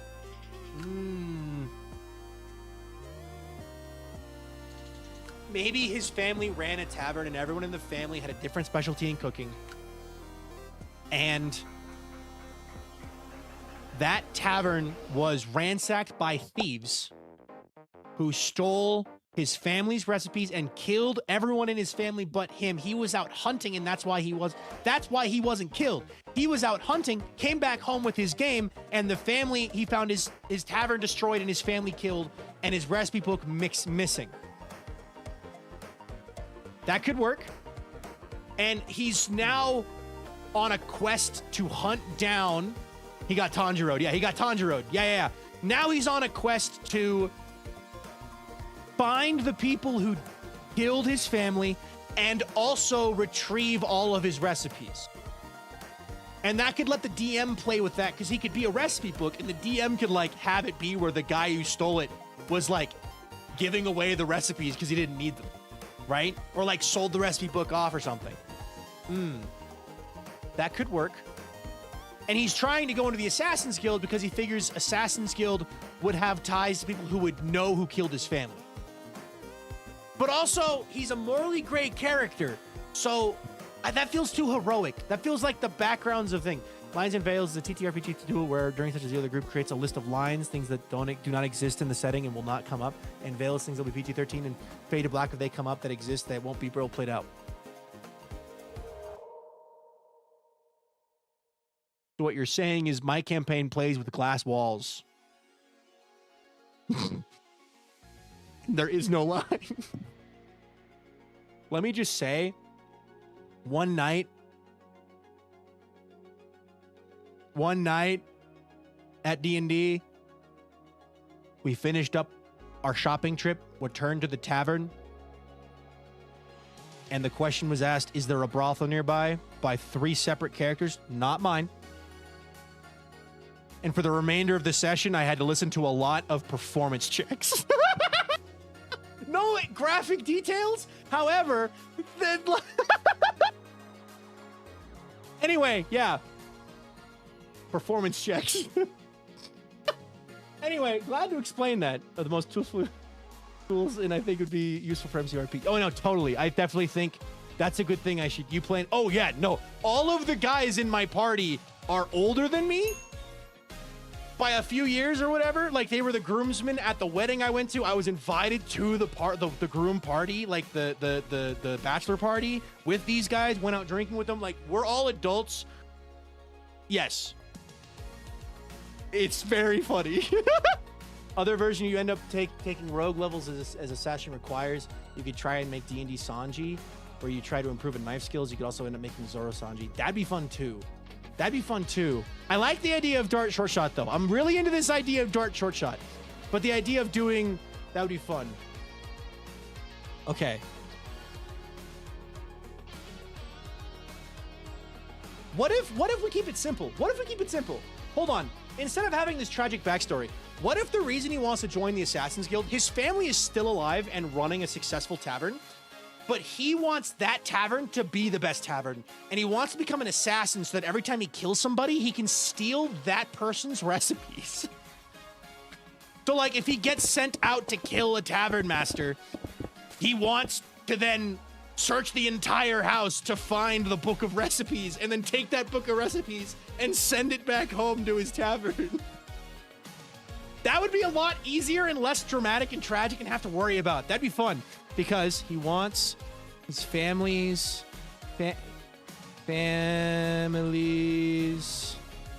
tavern to be the best ever. So he wants to, so his plan is to become an assassin. I'm writing this down. An assassin and steal the recipes of the people he's sent to kill. His goal is to wipe out the #1 tavern. Yeah, he's specifically asking to go on quest on to taverns. Yeah, taverns and restaurants and things. He only goes after chefs and tavern keepers. Can see the other assassins getting annoyed, kills tavern owner, and makes everyone stop everything to look for recipe book. Yeah, no, it would literally be like, hey DM, are there any books or papers or anything in the area? I am going to search this entire building. Like, that would be really funny. Maybe the competition with the brothers and sisters to be the one who get the most best recipes and inherit the tavern. Ooh, okay. Because,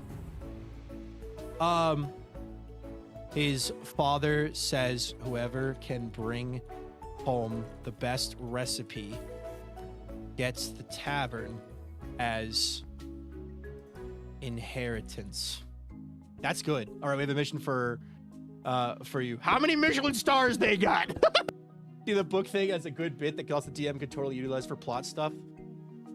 Like them stealing like the family recipe, like that could also come up later. Like I get a letter from my father saying, or from Dart could get a letter from his father saying the tavern was robbed, they stole all of our recipes. Ooh, okay.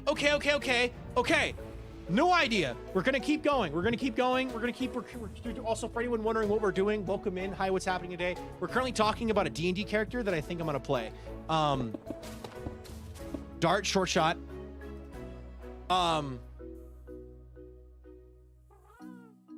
Okay. What if he wants his family the best tavern ever, but the tavern was robbed of everything, including its recipes. So his plan is to become an assassin to steal the recipes off the people he sent to kill, and also try to get revenge on the people who stole his family's recipes. So so basically, imagine this. No one died. He doesn't have a tragic backstory. There's no tragic backstory. His family is still alive and well and mostly remember most of the recipes. However, the tavern was, his original plan was just to travel the world learning to cook, right? Imagine he finds one of the Peepaw's recipes and then goes mayhem. Yeah. His original plan was just to travel the world learning to be the best chef possible. But then he found out that his family's tavern was robbed. Because he's a morally gray character, hi Vespertine, welcome in. Because he's a morally gray character, right? His first instinct was, I need to hurt the people who hurt my family. I was wronged. What if I stole recipes from the people? What if I'm sent as an assassin to kill people and I steal their recipes? Because dead people don't need recipes. They're dead. They don't need recipes. What about that? I don't know. I'm losing it. I think I'm going to go back to he's just messed up in the head. Playing a morally gray character. No, because he needs to be a good person too. Like, morally gray doesn't necessarily mean evil. It's not like he's just killing people because he wants to. Like, he's killing people with the sole purpose of getting their recipes. Viking's going to go all dungeon meshy. Kind of. He's so sure he's doing the right thing, but he's actually wacko. Yeah, he's actually crazy. Morally gray. My brain is trying to find the middle ground. Like, do I want to lean into the bit of he was just going out and his first instinct to find recipes was to kill people for his recipes, but in an illegal way, so he's being an assassin? Sent to the assassin school by accident. Parents thought it was chef school. Morally gray can still be lawful good in the D&D alignment. How silly do we want to go? Because if we're willing to go very silly, it could conspiracy of criminal chefs. I'd have to check with the DM on the conspiracy of criminal chefs, but that could work.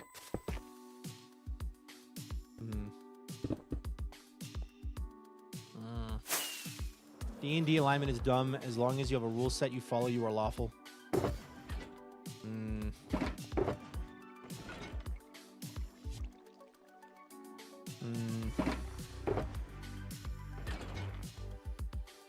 Just thinking.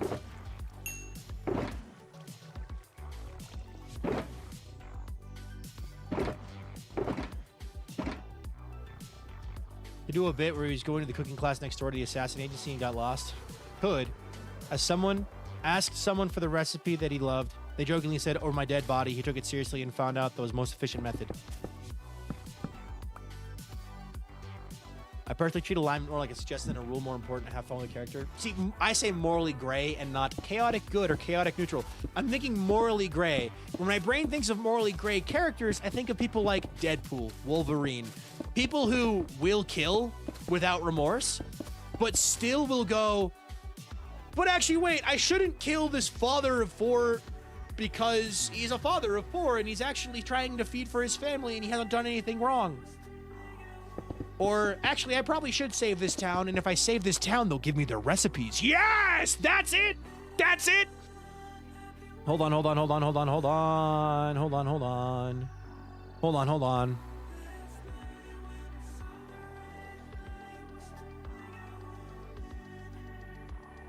Okay.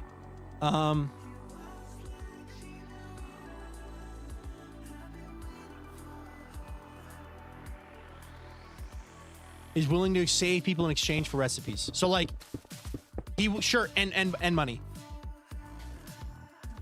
So, like, he wants to be paid, but he will accept payment in recipe form. Let's see. Yeah, I personally treat alignment like a suggestion. Yeah. Do a bit where he has a cooking class. Yeah, Okay. Dart, short shot, halfling ranger. Loves arrows, terrified of needles. I don't like that anymore. I think we're going to ditch that. We might do the perfect height one, though. I might keep perfect height as, like, another bit that he does. But more efficient because he does food, but is obsessed with food. Wants to join Assassin's Guild because he wants his family's tavern to do the best ever, so he plans on becoming an assassin to steal recipes off the people he is sent to kill. I like this idea. Also, like, Deadpool still won't kill kids. Yeah. Like, he won't kill kids like Short Shot wouldn't kill kids. Yeah. Morally gray. I like this idea a lot. I really think the others are also going to love this idea. I might actually, hold on. I might forward this along to one of them. That's the wrong button. Where's Urso? Urso, come into chat.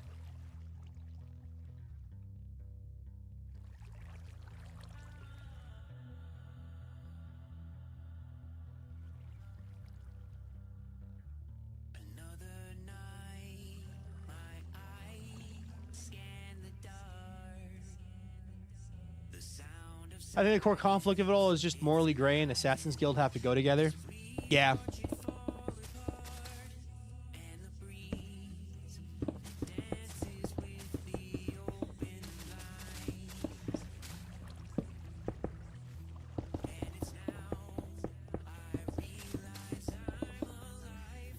I guess Ranger makes sense too because of the hunting, right? Like if he goes out and does like his specialty is meat, he loves meat.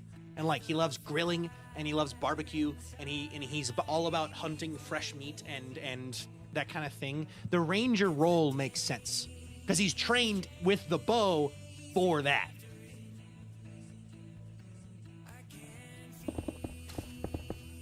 Love the idea that this character could be paid with a town cookbook. The others would be really mad at him because it's like, what do you mean you accept payment and it's just a book of recipes? It's kind of giving Freerin, actually, because Freerin does that. For anyone who hasn't seen Freerin, Freerin is an amazing anime that I highly, highly, highly recommend everyone enjoy, especially if you enjoy medieval themes and stuff like that and magic. But Freerin will literally spend like 2 years out of town working on solving a single problem they're having. And then for payment, she'll accept access to the library of grimoires and just pick a grimoire and leave. But hear me out, fellas. Escargot. I know you said get gold this time, but hear me out. I got a really good recipe for lobster bisque, okay? Or I guess cobalt souffle or whatever. Oh my god, I'm gonna have to draw the line at which creatures are edible. Which ones are on that scale of like, this is a creature that is sentient. I guess sentience would be the real answer. I have a 5-generation recipe for lasagna. Lasagna, boys! Okay, guys, we got this awesome slime ragu. It comes back to Dungeon Meshi. It does come back to Dungeon Meshi. It always comes back to Dungeon Meshi. Okay. Dart Short Shot. I might tweak the name. Dart. I like Dart. Short Shot is cool too, and because he's a tiefling, like, it works. My brain is like, what about something like food related too? Like, how do I tie food into it? Maybe instead of Dart, he's just... The jewel bugs in Dungeon Meshi, they made that for me. Baguette. Wait, what if his name was Bagel? Bagel. Bagel Short Shot. Shortcake. That could work too. Shortcake. Semi-relevant fact, nearly all species are technically poisonous. Basil. His name is Bagel Short Shot. Bagel Short Shot. Because his father really loved cooking, but never told him that he was named after a bagel. I could do that. I could do that.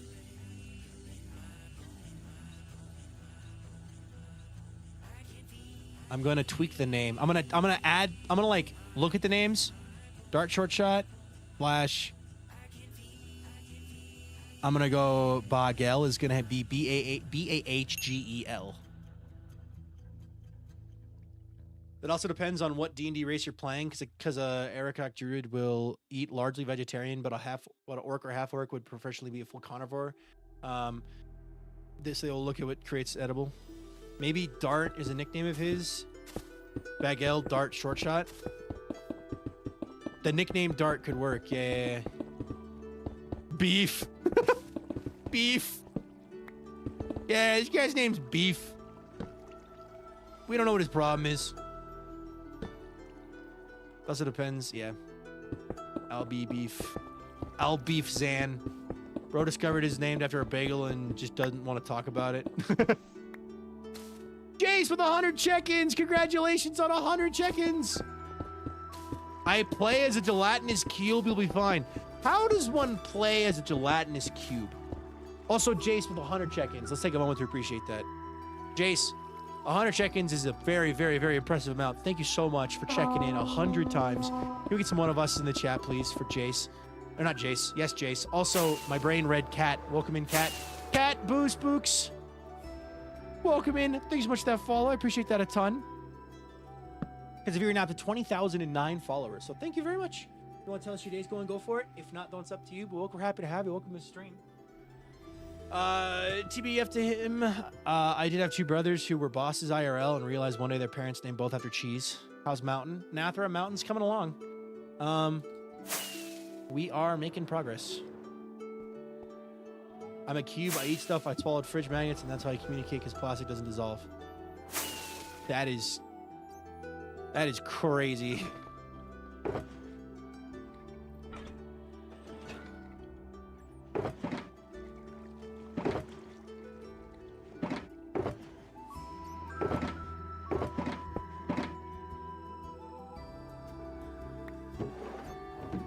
So close, looking awesome. Thank you. And after we're talking D&D. I don't know if you've played much D&D, but we're talking D&D. With chat's help, I think I have created the character for my next campaign. Dart Short Shot or Bagel Short Shot. So Don't you also spit every time your character dies? You just cut your stats in half and add Junior to your sheet. Split every time. Oh my gosh. I've always just wanted to play as a goopy guy. Made some characters on stream. I'm enjoying this because it's letting me bounce ideas around, and also when I have an idea that I don't understand the mechanics, I can ask if it's possible. This is like my session -1. This is pre-checking with the DM, just running ideas around. What do we do if the DM doesn't like any part of this? Because the DM has the right to go, actually, I can't do that. Halfling Ranger. Maybe I should just message the DM and be like, hey, so I have this idea for a character. My origin story, I was a large cube named novel, not a small cube named novella. Albie loves stupid food names. Egg sandwich, fruit the goblin, fruits extended family, minestrone, brisket, etc., parmesan, Sean. This idea is honestly workable. I think it would work. I've just never played a ranger before, so it would be like I would have to figure that out. Good night, KJ. Can Begel have a spatula that is able to cast Hero's Feast once per long rest or something? Hero's Feast, I'm assuming that's a summon spell for food. That's all I can imagine what that is. It's a summoning spell for food. Could be wrong, but...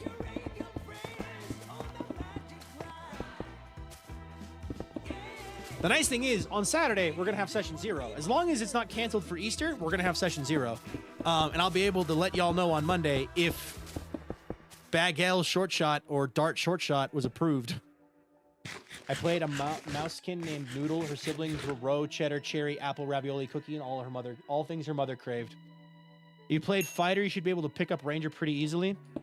Yeah.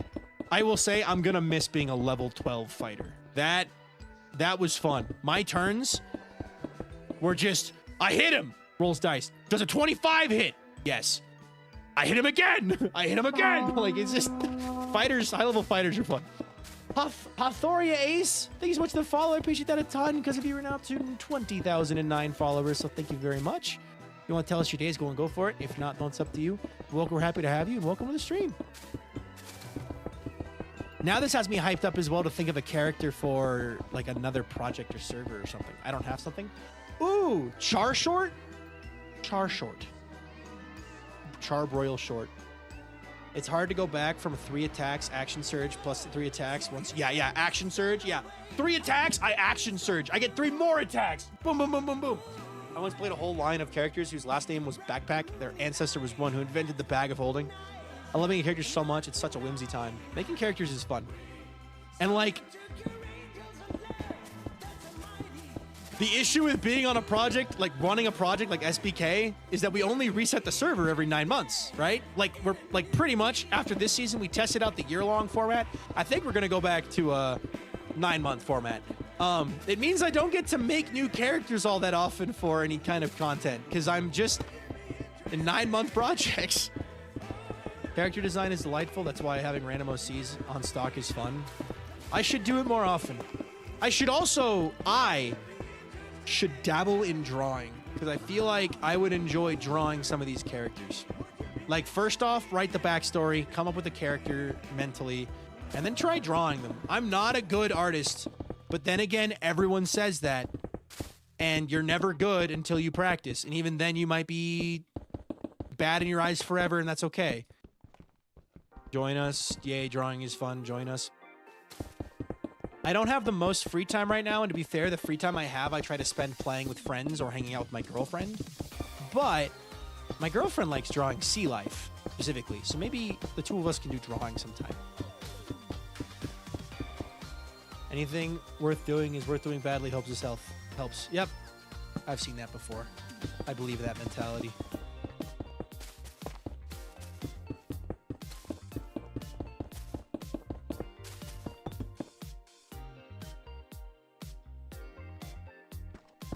I've also never done a D&D session 0 with this group, so I'm excited to see how it goes.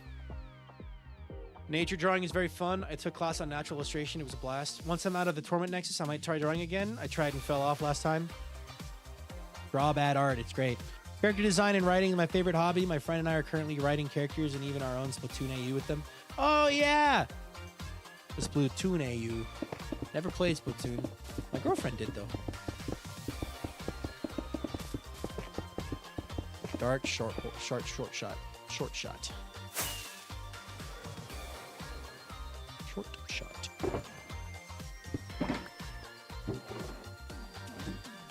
You're starting to run low.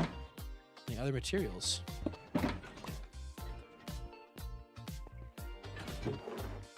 I have to rely on my words to get to my character looks across. I now realize I mentioned it on Friday. You're all good. You're all good.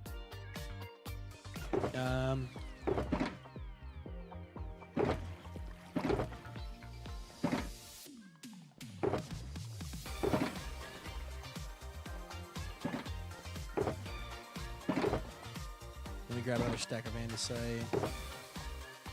Okay. Cool.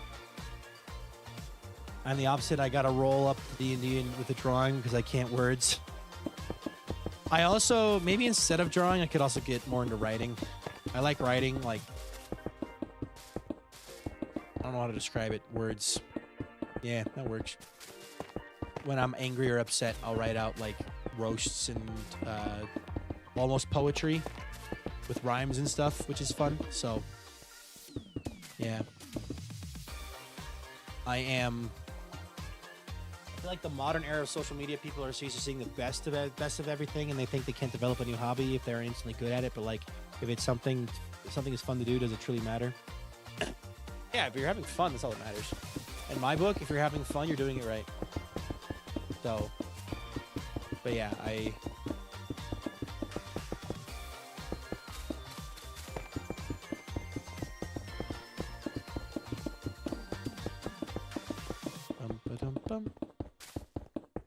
don't know. Whenever I've been angry before, I have absolutely roasted terrible people on the internet in my own private DMs with people. And I feel like Shakespeare. I feel like I'm coming up with unique insults that are just out of pocket and crazy, and it's always a lot of fun when I come up with a unique one. Splatoon is so much fun, colorful game, multiplayer modes, and authentic, but the lore underneath was deep. Journaling, diss track, but you're upset is so funny. I love that. Random question: do you get Enderman in the overworld? On SBK? Yes, we do. Just in Minecraft in general? Yes. Yeah. Now I'm gonna DM my DM.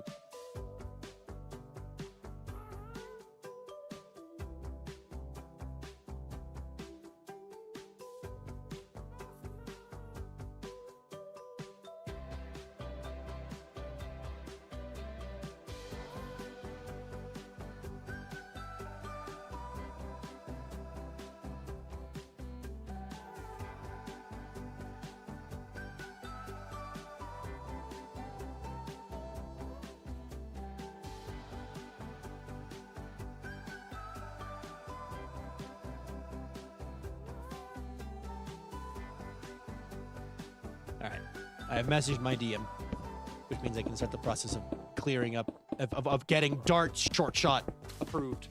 Coming up with funny disses, roasts, etc. is always a good time, yeah. Albie genuinely wonders what pass Albie was on when they did like 700 hours of Splatoon 3, with the most of those hours being Salmon Run. I don't know what that is, but I believe you.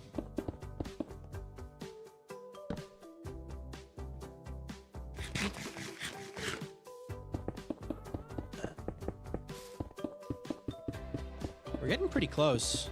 I know that every level is huge, and then that last level is gonna suck because... No, I guess I can do it backwards using... I'm gonna have to use a happy guess, I think. There's gonna be a lot of happy guessing at the top there.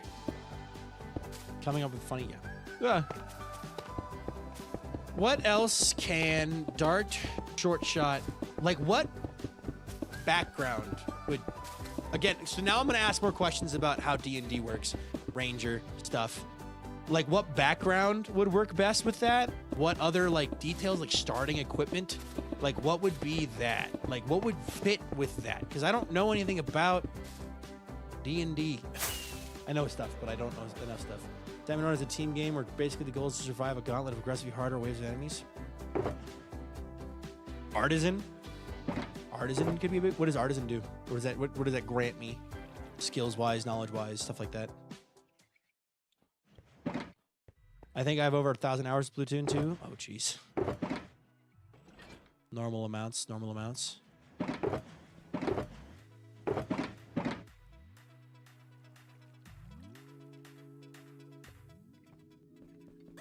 I don't think I actually need that. So I'm gonna grab another stack of that. Kaylin, welcome in. Ghost is away, welcome in. I guess PvP game mode, trying to find a quota. And don't die. Feels like zombies in like Call of Duty or something. It's just a wave, tower defense, defend the point type game mode.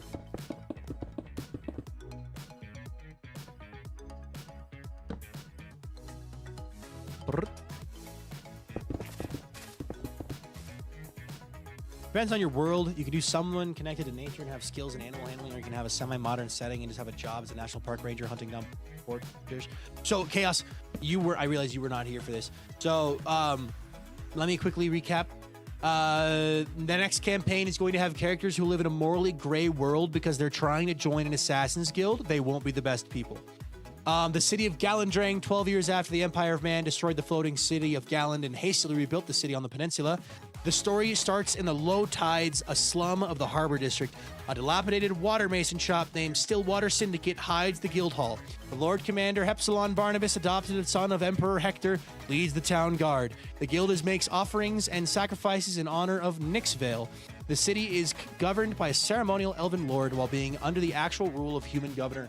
Theft, corruption, and disappearings are common occurrences and are mostly ignored among city inspectors. And the idea for Dart, or Bagel Short Shot, is a halfling ranger who wants to join the Assassin's Guild because he wants his family tavern to be the best tavern in the world. So his plan is to become an assassin and steal the recipes off the people he sent to kill, because his father says whoever can bring home the best recipes gets the tavern's inheritance.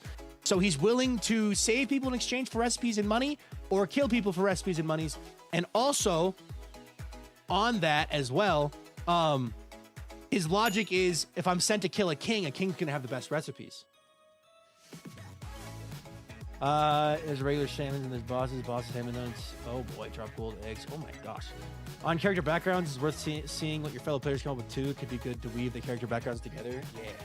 Hold on. You get insight and persuasion, a tool, and a narrow it down into cooking. You can get connections to guild of choice, kicking guild. Make him trick shot archer who used to perform for people at the tavern. I was thinking he would go out and hunt the food for the tavern. Like, everyone in the tavern cooked, right? And like, he would go out and hunt things to bring back to the tavern for recipes. And that's how he got good with a bow and arrow.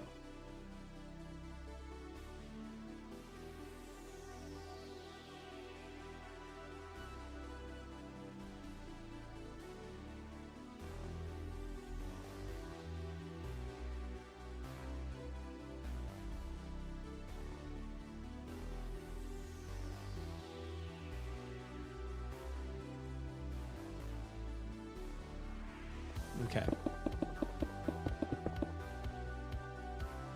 Backstory hunter easy. So I just picked the hunter backstory. That's the background. That's a thing, right? I haven't made a character in a while. I haven't got the logic on it.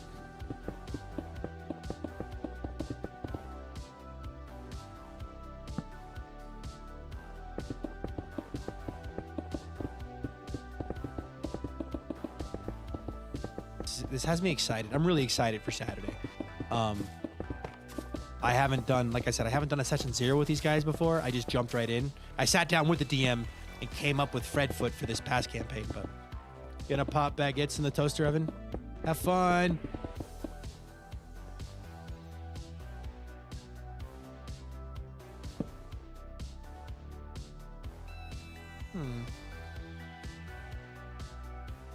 Create a character. Let me quickly do this. No, actually, I don't know the method we're going to use for the character creation. I'm assuming it's point buy-in, because I think that's what it was. It's been a while. It's been like 6 or 7 months since I joined this campaign, so my knowledge of how we made the character is a bit fuzzy. And I think I'm...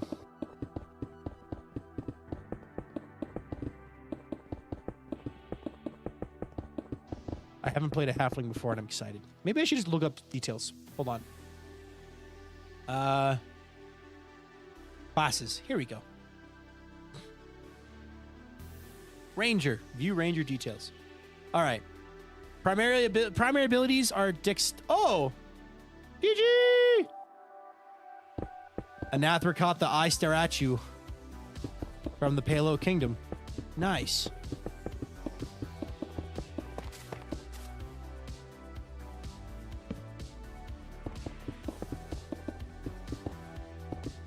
Only about 4 or 5 hours. Oh, nice. You know who still hasn't caught a legendary yet? Marm.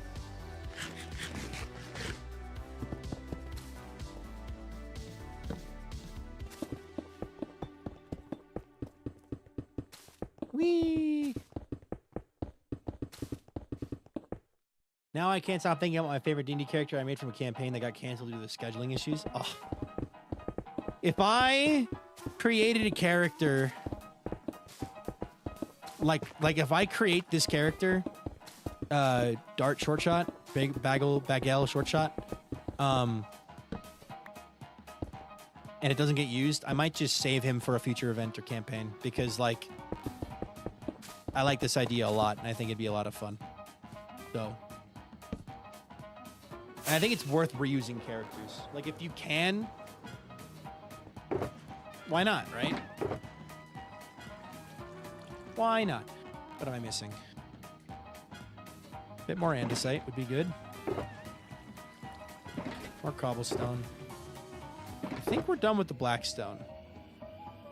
I'm gonna keep it on me just in case, but... Alright. Hit point die, D10 per ranger level.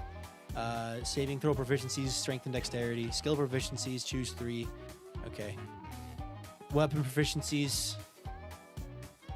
simple and martial weapons. Far from the bustling cities amid the trees and trackless forests and across wide plains, rangers keep their unending watch in the wilderness. Rangers learn to track their quarry as a predator does, moving stealthily through the wilds and hiding themselves in brush and rubble. Thanks to your connection with nature, rangers can also cast spells that harness primal powers of the wilderness. A ranger's talent and magic are honed with a deadly focus to protect the world from ravages of monsters and tyrants. Becoming a ranger. I exclusively solo D&D with this character now to build up their backstory before the events that lead her to the next campaign. Oh, nice. Gain, as a level 1 character, gain all the traits of the core ranger traits table, and then gain the ranger's level 1 features, which are listed in the ranger's feats table. Level 1, you get plus 2 proficiency bonus, 2 favored enemy, 2 prepared spells. Class features are special spellcasting, favored enemy, weapon mastery. Okay, at level 5, you get an extra attack. At level 3, you get a subclass. Oh, okay. I should... I'll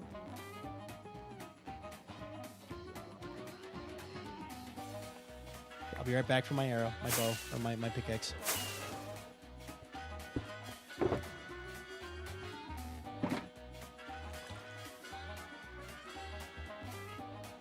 Okay. Victor Ledger, welcome in. Okay. I'm learning, guys. This is me learning. I'm learning all the things. Learning is fun. Don't let anyone tell you otherwise. You're wrong. I'm probably gonna have to get more torches, actually. Like, thinking about this build, I've been doing it for a while. Probably gonna have to get more torches. Boo! Hello, Pearl. Welcome in. I'm doing good. How about yourself? Rick, I'm doing great. Thanks for asking.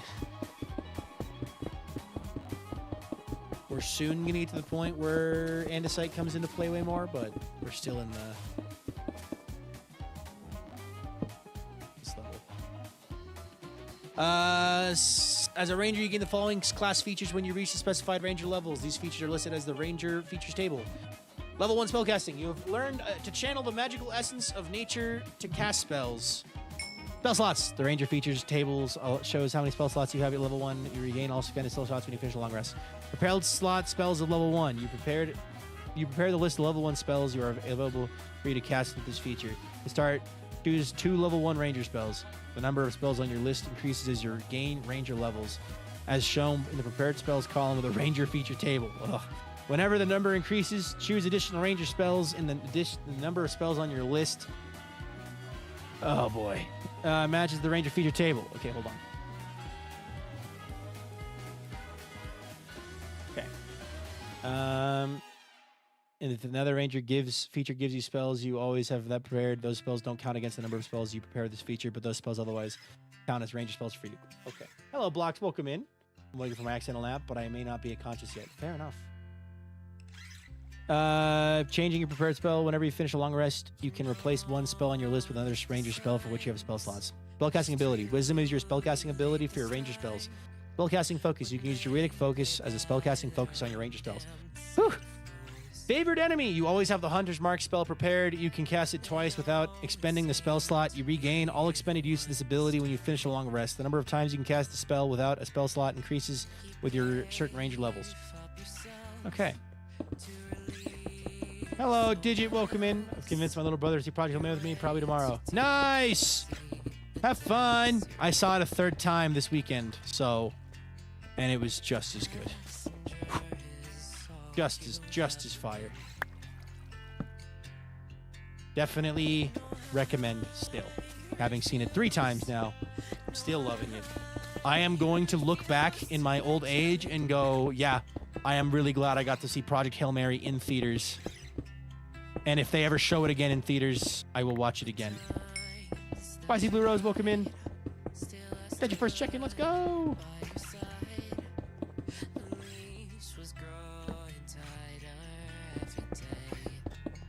Alright, let's see here. I was listening to Mig's stream earlier. He's still live, but he was listening to J-pop, Japanese pop, and it made me realize, like, man, I kind of wish I could listen to my fun music on stream sometimes. I miss it. I have about 1 hour left in the book. Once I finish the book, I'm going to see it in theaters. Loving the book so much. Nice! Started the book this weekend. Have not finished it. About 200 pages in. Nice. I'm glad everyone is enjoying it so much. Glad everyone is enjoying it so much. All right. Level 1 weapon mastery. You train with your weapon allows you to have the mastery of properties of 2 kinds of weapons of your choice, which you have proficiency, such as longbow and shortbow. Whenever you finish a long rest, you can change the weapons you use. For example, you can switch the mastery for properties to scimitars and longswords. Deft Explorer, level 2.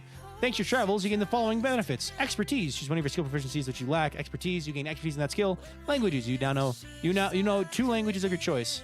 Oh boy. I've been listening a load of Korean music recently. Almost ALNS soundtrack, my beloved. What's ALNS soundtrack? Also, I totally realized I got so caught up in the conversation earlier, an hour ago, that I forgot to pause for the ads. I just wish when I searched for stream safe music, it was less lo-fi. I'm so over lo-fi. I do recommend Epidemic Sound because they literally have a feature where you can put a reference track.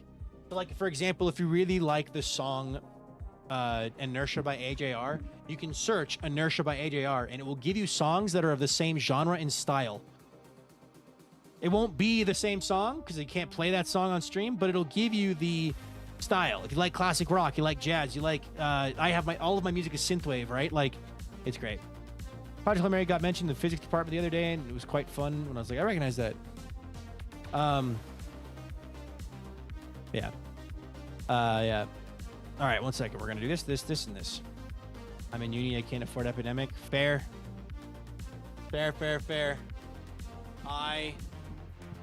I write it off as a business expense now, so yeah.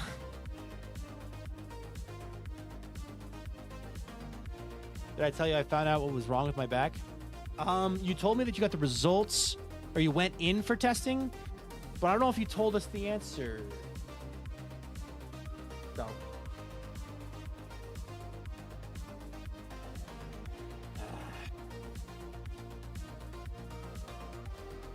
Reading, and then I will go back to my regularly scheduled reading and go back to book 2 in the Red Rising series. Red Rising, I'll check it out. It is a spine injury. One of my spinal discs has slipped out of its place, probably in surgery. Ouch. That sounds painful. I'm so sorry to hear that. I hope that the surgery, if you need it, comes quickly and affordably. That is not fun. That is very not fun. Let me see here. Druidic Warrior. You learn 2 Druid cantrips of your choice. The chosen cantrips count as ranger spells for you and wisdom for your spellcasting ability for them. Whenever you gain a ranger level, you can replace one of these cantrips with another Druid cantrip. It is what it is. Cameron Ray, congrats on the 65 stream streak. Ranger subclass. You gain a ranger subclass of your choice. A subclass is a specialization that grants you the features of a certain ranger levels. For the rest of your career, you gain each of your subclass features that you are that range level or lower. Ability score improvement. You gain the ability score improvement feat or another feat of your choice for which you qualify. Gain this feature again at range level 8, 12, and 16. Level 5, extra attack. When you attack twice instead of once when you take the attack turn. Roving. Your speed increased by 10 feet while you aren't wearing heavy armor. You can also climb speed and swim speed equal to your speed. Expertise. You gain 2 especially... Okay. Tireless. Primal forces now help fuel your journeys, granting the following benefits. Temporary hit points. As a magic action, you can give yourself a number of temporary hit points equal to 1d8 plus your modifier. Okay. Interesting. I don't know how far we'll get, but... Horizon Walker recommendation. Ranger subclasses. Oh. Yeah, let's see. We have Beastmaster, Bay Wanderer, Gloomstalker, Hunter, Winterwalker, Grim Harbinger, Trail Warden, Trapper. Trapper is a lot. Trapper has a lot of detail. Oh, I don't see a Horizon Walker. I've got Trail Warden. I've got Grim Harbinger. I've got Winterwalker. I've got Hunter. I've got Gloomstalker. I've got Fey Wanderer. Could it be Fey Wanderer? What are you looking at? While we're waiting for the ads to finish, I'm just reading up on D&D stuff because we've been talking D&D character creation. We've been talking Minecraft character creation and D&D character creation. Now the ads should be done. So basically, I have a new campaign starting on Saturday. Session 0 is on Saturday. It's the same group I do campaign D&D with every Saturday. We ended our last campaign on Saturday at the death of one of our members, party members. We all kind of agreed that we would rather play with that guy instead of having him just sit out for the remainder of the campaign because he doesn't want to make a new character because he's just been very attached to that. So depends on what books you have. I don't have any, so I have no books. So, but with chat's help, we've come up with Bagel, Dart, Short Shot. It's in the Xanathar's guide. Okay, if one of my buddies has all of the D&D stuff, so I'll ask him if it's something I can borrow. But yeah, so now we've got Dart Short Shot, or Bagel Dart Short Shot. His full name is Bagel. He goes by Dart for his nickname. In my current campaign, I'm playing a poetic bard with a flute. I am gonna try, as long as the DM approves him, I'm gonna try playing a halfling ranger who is obsessed with cooking and is trying to become an assassin so that he can steal the recipes off the books of the people he sent to kill, because his father says whoever can bring home the best recipe gets the tavern and the inheritance, and by killing kings and royals, he'd be able to get the best recipes. And he's willing to kill for recipes. He's also willing to save people for recipes. So halfling ranger, chef assassin is quite the combination. Yeah. Well, the thing about the thing is, like, the DM told us, like, okay, so as part of the campaign prep, like, he told us, like, let this influence your decision in your character designs. The next campaign is going to have characters who live in a morally gray world because they're trying to join an assassin's guild. They won't be the best of people.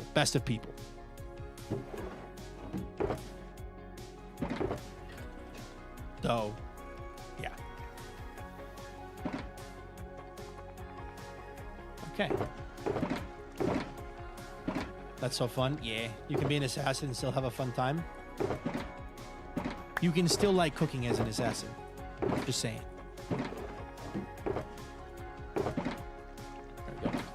Fisher Rose, welcome in.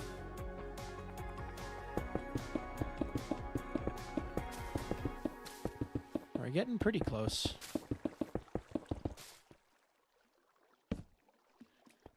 You ever played a Wild Magic Barbarian? No. I have played very few D&D campaigns. And the ones I have played, only one of them lasted more than like 5 sessions. So, and that's the one that just ended. Session 16 is how far I made it. But I joined them 2 years into their campaign. So for them, it was like, you know, session 150 or whatever. But I primarily play barbarians and fighters, so me playing a ranger is a new thing. Trisha Rose! Hello, Viking. Good morning. Loving this mountain Soloplan. Thank you so much. Can we get some yippies and crotches in the chat for Trisha Rose? Thank you so much. I am loving the mountain as well. Heem heem. Heem heem. I'm loving this mountain. I'm very happy that I decided to do this. There was a 0 in the light behind you. Was there? Aha. It's just that I did that in my first campaign. Wild Magic Barbarian, when you get to the rage, you roll a D100 and the DM has a magic table for random magic ability depending on the number. Ah! That sounds like fun. Wild magic. That's what wild magic is.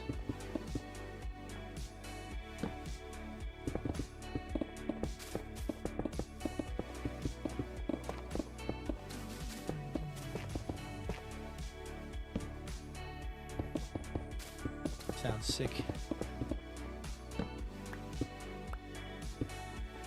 right.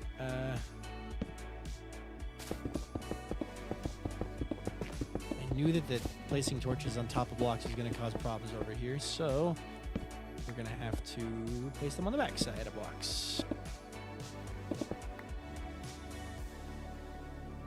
My DM, my girlfriend, set up this big survive until a certain time fight with robots, but we butchered the robots because of my random magic effect was dealing crush damage, the only thing they were weak to. Oh, that's lucky. Yeah, that's pretty lucky. The thing that's just so fun about D&D and roleplay in general is you get to be the characters you watch on the big screen in the reading books. You get to have a little taste of that, being the hero, being the villain, being the guy that does the impossible, you know? You get to experience that, and that's a lot of fun.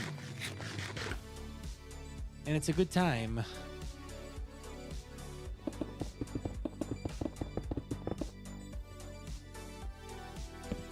My first exposure to Wild Magic was a story time video on YouTube where someone's spirit character got drunk at a karaoke and accidentally set off a spell with the Wild Magic and released a world-eating monster that effectively TKP'd the entire planet. Oh my god, that's crazy. There really is nothing else like having your big moment in a campaign. I haven't even had a lot of big moments. I've just had a lot of fun, like, little moments. That Fool's Gold campaign. The what? Hi, Bajada. Welcome in.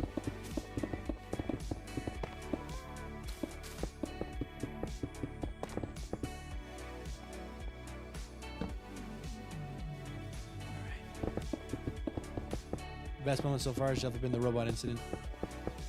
Yeah, it's also fun just recounting stories, because, like, if you do it the right way, it's a fun story. People are going to be engaged even if they don't understand D&D. You got to try to explain it as though you were the actual character and the people just understand the things.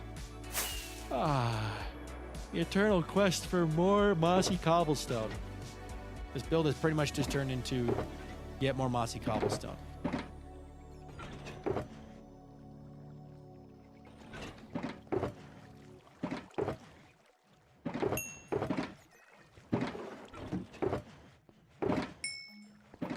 Wave note, welcome in.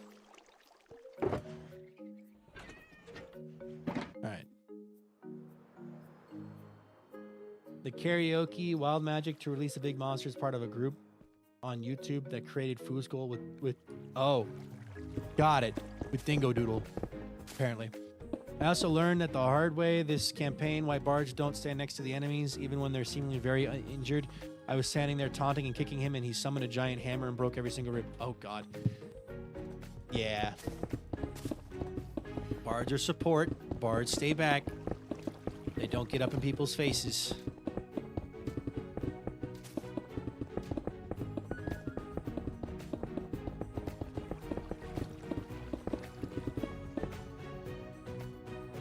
Valuable lessons were learned. Uh-oh. Hello there. Hey, I'm the freaking Pay. Hey, everybody, it's me, the freaking Pay. Hope you're having a great freaking day. As a reminder from the freaking Pay, if you have not already, consider doing yourself a favor and smiling. If you ain't smiling, I ain't done my job. Also, if you haven't done already, consider subscribing. It's free to subscribe over on YouTube, and Twitch Prime is also free on Twitch. Where's the Pay? There. Okay, there we go. There's the Pay. Or do and just okay a bard who is an acrobat. Yeah. The freaky chair, now the freaking Pay. What's up, Milkman? How you doing today, man? You're recording on the server. What are you recording, brother? Hi. I'm the freaking Pay. Hydrate or dihydrate. Yep, the freaking Pay is hydrate or dihydrate too. Bye-bye, everybody.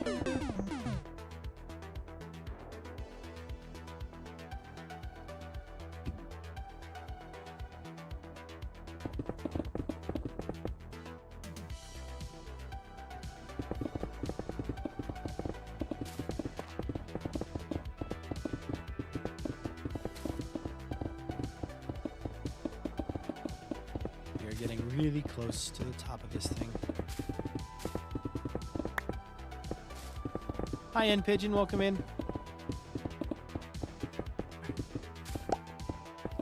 We want to be done with the mountain.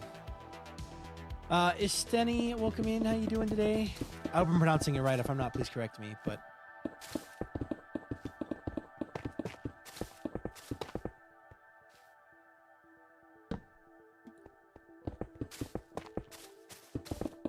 the speed with which I was able to get this mountain designed and built brings me great joy. We need andesite and mossy cobblestone. The quest for more mossy cobblestone. And now andesite. Okay. Ah, speak of the devil and she will appear. There she is. Hello.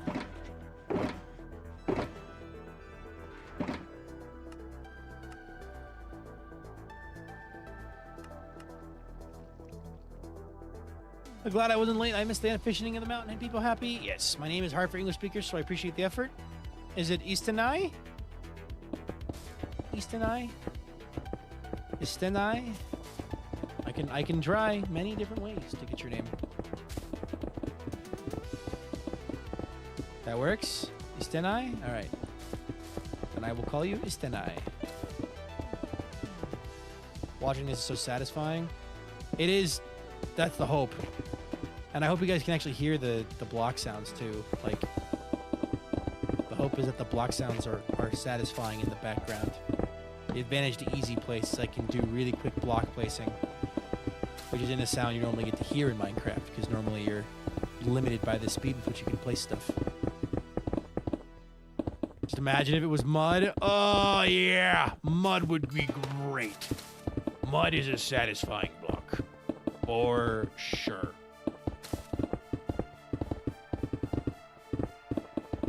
Makes my brain go burr. Me too.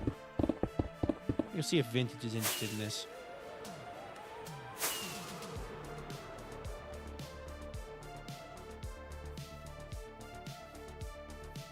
Oh, wait. I forgot Vintage is up to something else. I forgot. Vintage has other plans she told me about. I will continue building this mountain on my own. Who's gonna carry the boats? Me! Who's gonna carry the mountain? Me! No! I'm gonna have to get more torches, doo-da, doo-da. Definitely gonna have to get more torches, oh-da-doo-da-day. Boats, oh-da-doo-da-day, oh-da-doo-da-day. Definitely gonna have to get more torches, oh-da-doo-da-day. Hey! Who's gonna carry the boats? Considering I'm the one who built the boats, it's me. We're gonna come back to that. We're gonna cover that one up. That one's gonna be covered. It won't matter.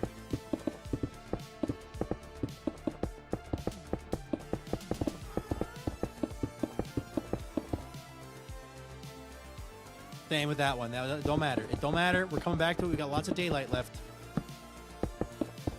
And I can sleep the night away. We don't gotta worry about mobs.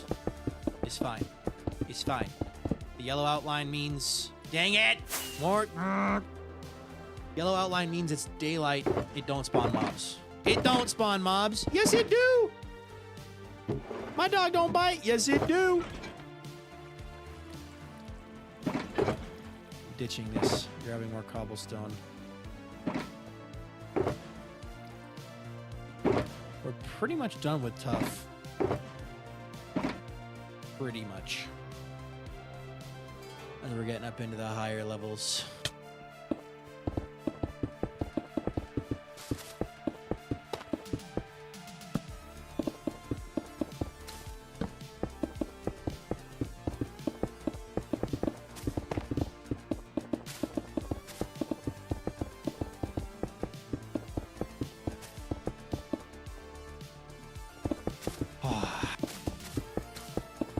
Maybe if we...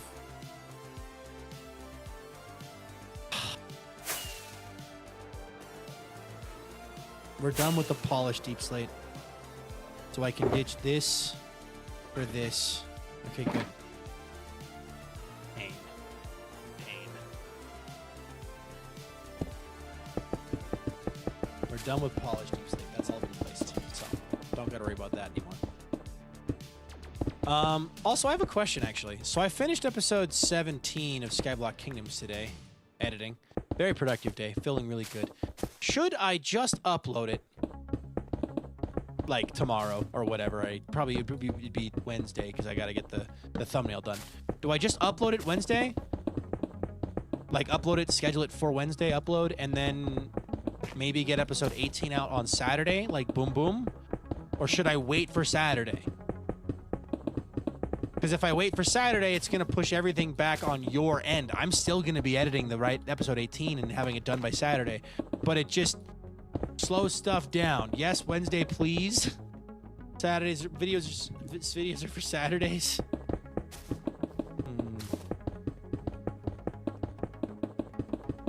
I see some conflict brewing. What do y'all think? Open to discussion. I'm debating it.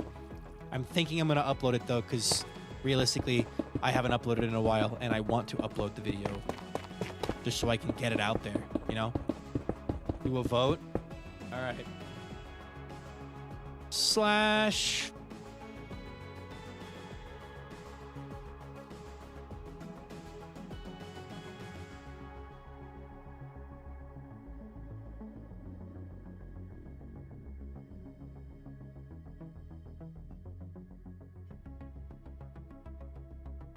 I'll make it a 10-minute poll.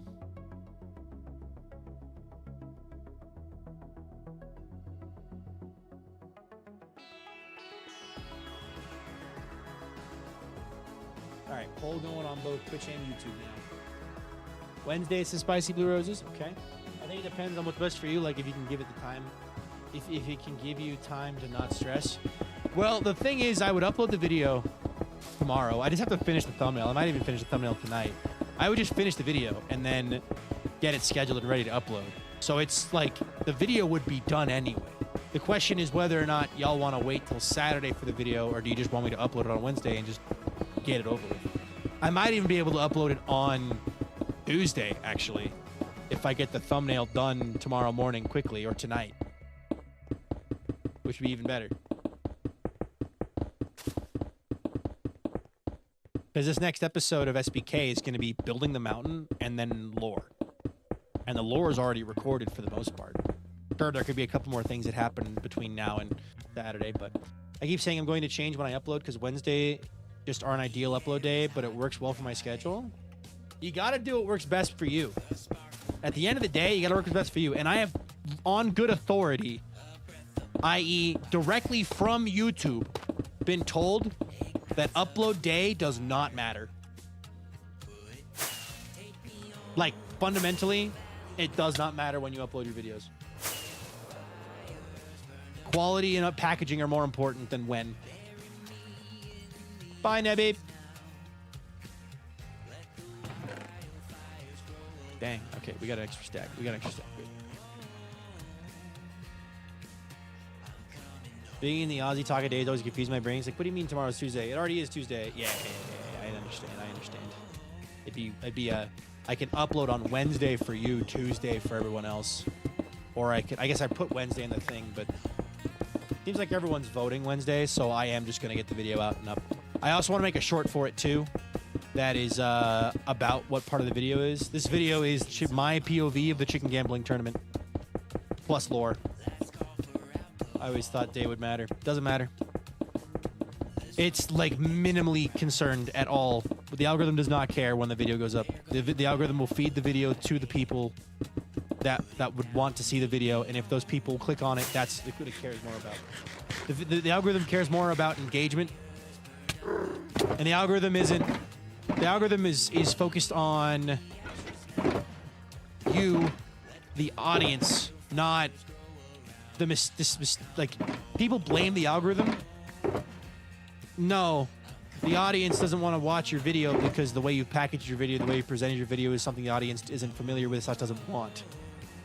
You got to think of it as the audience, not as the algorithm. Does the algorithm like this? No. Does the audience like this? That's how you think of things. Is the audience going to want to watch this video? If yes, then you're doing it right. If the audience, if you're like, this video actually isn't that great, but like I'm just working on it because I want to complete something, then it's probably not going to perform that well because you're not prioritizing the right parts of it. Also, upload cadence is not as important as people make it out to be. It's okay. Upload when ready. Have a good finished product and not a rushed finished product, which is something else I'm taking into account. But it also means like I'm going to be more fluid with my uploads because it's like if I finish a video early, I'm just going to upload it so I can start working on the next one. Does that mean premieres are going to probably die? Yeah, I'm probably going to stop doing premieres just because they themselves don't really do much for the channel as far as I'm aware. I'm going to ask if I have a question. I'm going to ask if they're going to be impacted, but YouTube is such an interesting game. It's an interesting game to play as a creator, and you're constantly learning, and I'm constantly trying to get better at it. Constantly trying to make better content for y'all. Oh, we aren't going to cover this beacon, are we? Might have to redesign that section if we're covering the beacon, because I don't want to cover the beacon. It's actually really interesting hearing you talk about this because in my place of work, it's the opposite. It's all algorithm and consistent, quick uploads based on we've got to have constant eye out for the latest trends. When you're working in the corporate world, I hate to say this, I worked for my university's TikTok. And it's the same thing where it's like, okay, we're uploading on this day and this day. You gotta spend this much time searching for trends. You gotta make this kind of trend video. Corporate world doesn't understand natural content flows. They just don't. And I learned that very quickly working for them because I was so much better at making content than they were. Like, it would take me a fraction of the time, and then I would just sit there twiddling my thumbs. And being the honest John I am, I would report that, yeah, I worked for 5 hours this week instead of the required 10. And then they were like, well, you're going to have to fill that time working or asking more projects, or we're going to have to fire you. And I'm like, okay. So I did. I just slowed down. There's a reason why channels that have huge breaks between videos, but the videos are excellent quality, do well. Yeah. In the kids of Minecraft space, it's really good to be the first to a trend. Yes, it is. It's really good to be first to a trend, especially as a smaller channel. But as you grow, like you'll learn like a good video is a good video. Trends help, but a good video will be pushed and will be received if it fundamentally is good in multiple different ways. I don't mind you streaming on Wednesday because I missed most of your live streams since I had the doctor's appointment today and I have another appointment on Friday. Ah, fair enough, Grace. Yeah, the upload would go up on Saturday.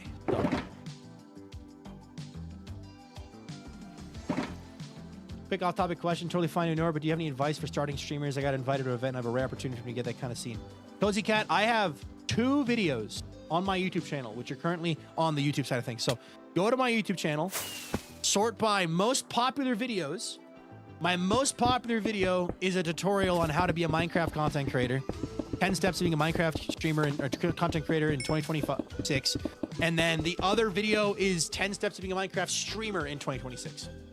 And that one is just specifically looking at streaming. So yes, I do have tips. They're just in video form already. But basically, if you're looking for the more like technical side, I can't really help you because that's best for the video. But for like fun stuff, focus on having fun. If you aren't having fun, you're not going to enjoy the stream at all, ever. You fundamentally have to enjoy streaming in order to enjoy streaming, to keep wanting to do it. Though, because it's like a puzzle, I have a massive interest in media marketing, management, and YouTube trends. Yeah. Me too. I understand completely. I think we're done with that. The secret to being first to a trend is having good ideas that you execute naturally and then people want to copy you. Yeah. Most popular video, got it. Thank you. I asked Leon and he sent me to ask you. Yeah, I have a whole, like, he sends me because I made a video on it. Like, the most popular video on my channel to this day, and is still like the #1 video in my statistics, is 10 steps to becoming a Minecraft YouTuber in 2026. Uploaded 2 years ago because the information is still valid and accurate, and I'm not gonna make a new video. If you're sorting by valuable, by popular, you'll see 3 rows down. It says how to be a Minecraft streamer in 2026 is another good video with advice.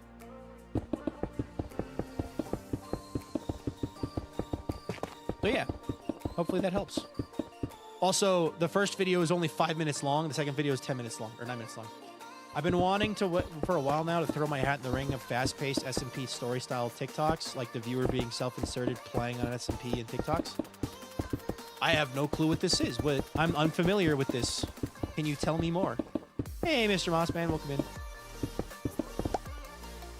What do you mean by fast-paced Minecraft SMP-style story TikToks? The viewer being self-inserted playing on an SMP TikToks. You're welcome, Cozy Cat. I'm not familiar with the idea or concept. But that's because there's infinite ways to make Minecraft content. I'm not going to be familiar with everything. So there's a trend of scripted Minecraft shorts TikToks. The viewers and viewer insert content is getting popular, so I want to combine them. Viewer insert content. What is that? I can use context clues to go, okay, the viewer is inserting themselves into the content, i.e., like, hey, viewers, if this many people like this, we'll do this. If more people share it, we'll do this kind of thing. POV style videos. Oh. Like you're playing, like when you're in a cutscene in a video game. Like your character's just there being talked to and dragged around. Going to right now more random lore for my SPKAU because I still can't get someone to be the resistance leader for the resistance I made against the mass. I am just the resistance recruiter. Are you going to keep the stream going a bit longer to make sure you finish the mountain? Yeah, we'll see. We'll see. Probably, yeah. Essentially, kind of, yeah. I'm not the first person to do this. I'm far from it, but I love to try. Do it. Sounds like fun. Sounds like a lot of fun. Kind of sounds like, okay, I'm going to say this sentence, and I say this with a 100% serious face. This is not me memeing. This is me using this as an actual reference for this exact style of content. Sounds a lot like Skibbity Toilet. POV, my friend is trying to prank your house but doesn't realize you're inside. Okay, I got you. Of all things I expect you to say.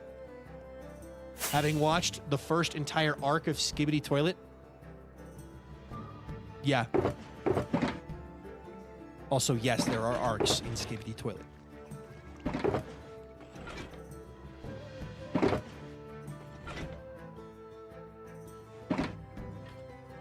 You know, I can't say I've personally watched Skibbity Toilet. Leon, Avid, and I watched it together in person in Avid's old house when he had a movie theater basement. Watching on the big screen, you know? The modern llama with hats or Charlie the Unicorn. Yeah, basically.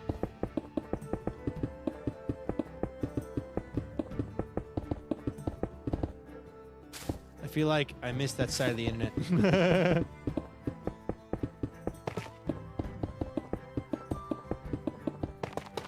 Okay. We're gonna walk backwards now. Oh. Because I can't place blocks other way. Can I say that I can't say that I watched Skibidi Toilet, but I'd be lying.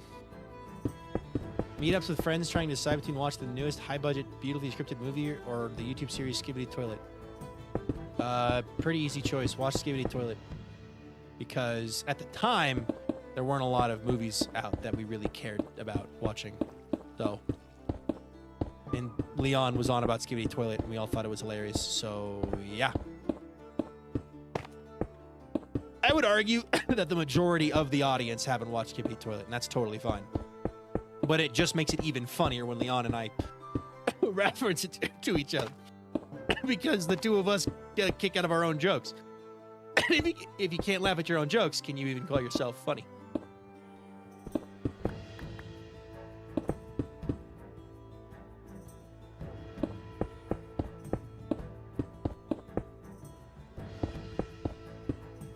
Getting a kick out of your own jokes is almost important. Is always most important, yes. Double-edged sword. How is it a double-edged sword? Maybe I just walk along the edge here. And we hope for the best. We're gonna have to break out the happy gas to go. Wait. There is no happy gas stuck in here. Good. The happy gas is floating around the outside. It's both bad, stupid, and good, stupid. Yes. It is in no way fundamentally like something that's like, yes, this is phenomenal. But it is also really good at telling a story with no dialogue.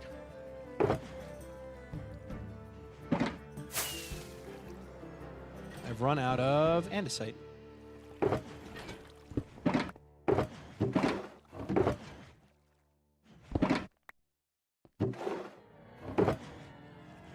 The happy gas is floating on the outside. It slides into frame. Yeah. It knew. It knew.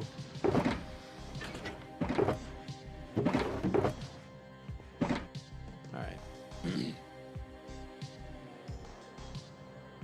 Viking, you lucky to have patience to finish a build. My ADHD will cause me to build something and then we'll forget about it for a year and I'll rush the build.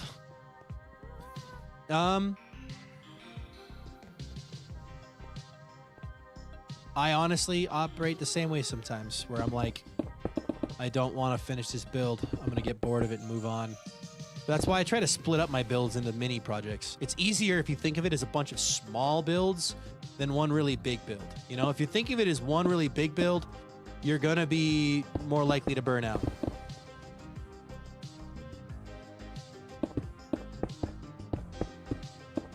I didn't use the crawl method before, but I should have been using the crawl method.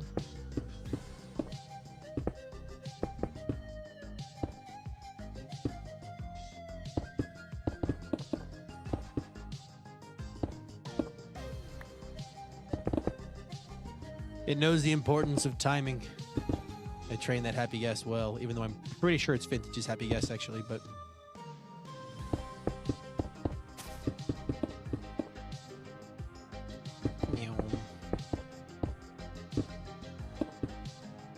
I think the culture and skill sets of communities that developed around Minecraft content is so fascinating to me.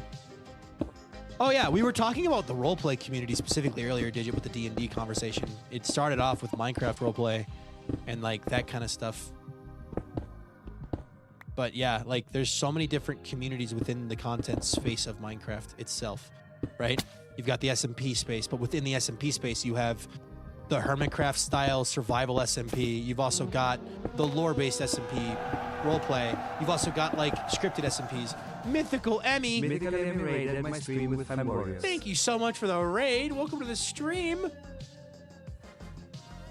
Thank you. How was your stream? What'd you get up to today? We do the fishing raid. Fishing raid. Let's go. Thank you. How was your stream? What'd you get up to today? If you enjoyed the stream from Emmy, put a 1 in chat. If you didn't put a 2 in chat, Emmy, pay attention to who puts what. Also, so many styles of roleplay that how it gets functionally reverse engineering in Minecraft roleplay. Yeah. A lot of Minecraft roleplay is reverse engineering roleplaying from the beginning. I love Minecraft roleplay, but my main interest is mainly semi-roleplay unscripted content because that really is an art of coming up with a bit and spinning it into something more, and I love coming up with bits so much. Bits are fun. Bits are fun for sure. Fishing in the competition on King Elfie's server. Nice! I know he set that up, and I hope it's going well. Seems like it is. he told me it's been doing pretty well, so.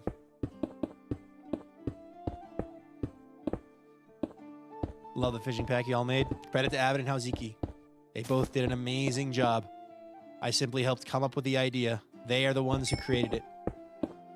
Bits are fun when we make something memorable. Yeah. Semi-scripted is great.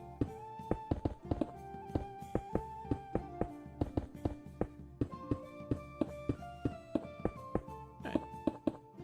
People have been quoting bug with gun all around me, and every time I get a giggling, kicking my feet, wondering if they know. I wonder if they know. I have so many words to say about Minecraft roleplay. Start typing. We're talking about it. Bye, Mythical Emmy.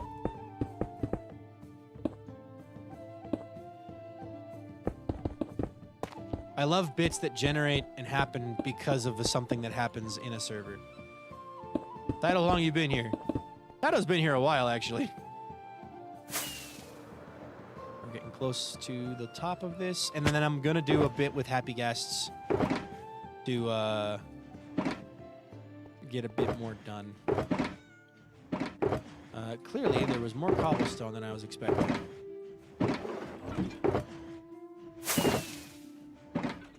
I've been quiet for a sec. I walked away to make cookies. Heck yeah, cookies. All right. Well, let's we'll do the inside ring of this, and then we'll take the happy guest and do the outside of the ring. You want to go back on the original of Minecraft roleplay or the modern stuff? Let's talk about modern stuff because that's what I'm working with and dealing with and thoughts on, and that's what we're discussing, and my brain is there right now. Modern thinking, because I'm thinking about future projects and like how I want to take my experience with D&D and use it to improve my content in roleplay. You know what I mean? Every time I hear Skibidi Toilet, I will question about how you people are watching random YouTube series. Skibidi Toilet? Ow. Well, it was the meme, right? Skibidi was a meme going around the internet. So, of course, when Leon came to me and said, it's a good series, you should watch it, I went, I don't believe you, but I am going to watch it with you because you're my friend and maybe I'll be convinced. And I was immediately convinced. However, thank you for making me too big as tall because the bug thing has replaced my hole incident. And now people aren't making fun of me for holes anymore. I will still make fun of you for holes. Don't worry. That, I can carry that. Don't worry. I can carry that bit. I'll never forget.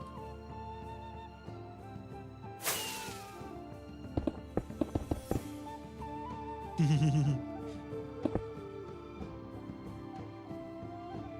creature. You think I'm glad you're looking out. Don't worry, I'm looking out for you. Don't worry, don't you worry. My entire school says Skibidi Toilet or 6'7" every day at the point my band teacher says it. Oh, dude, if I was a band teacher, I'd be 100% trying to keep up with what the hip sayings are. Because the thing about being a teacher, right? At least this is my thoughts on it. I'm not an actual teacher. This is just something that my brain says this makes sense. The second the teacher starts saying it, it's no longer cool or fun to say, so then the kids will stop saying it. Viking looking out for the short chatters by making us shorter. Yeah.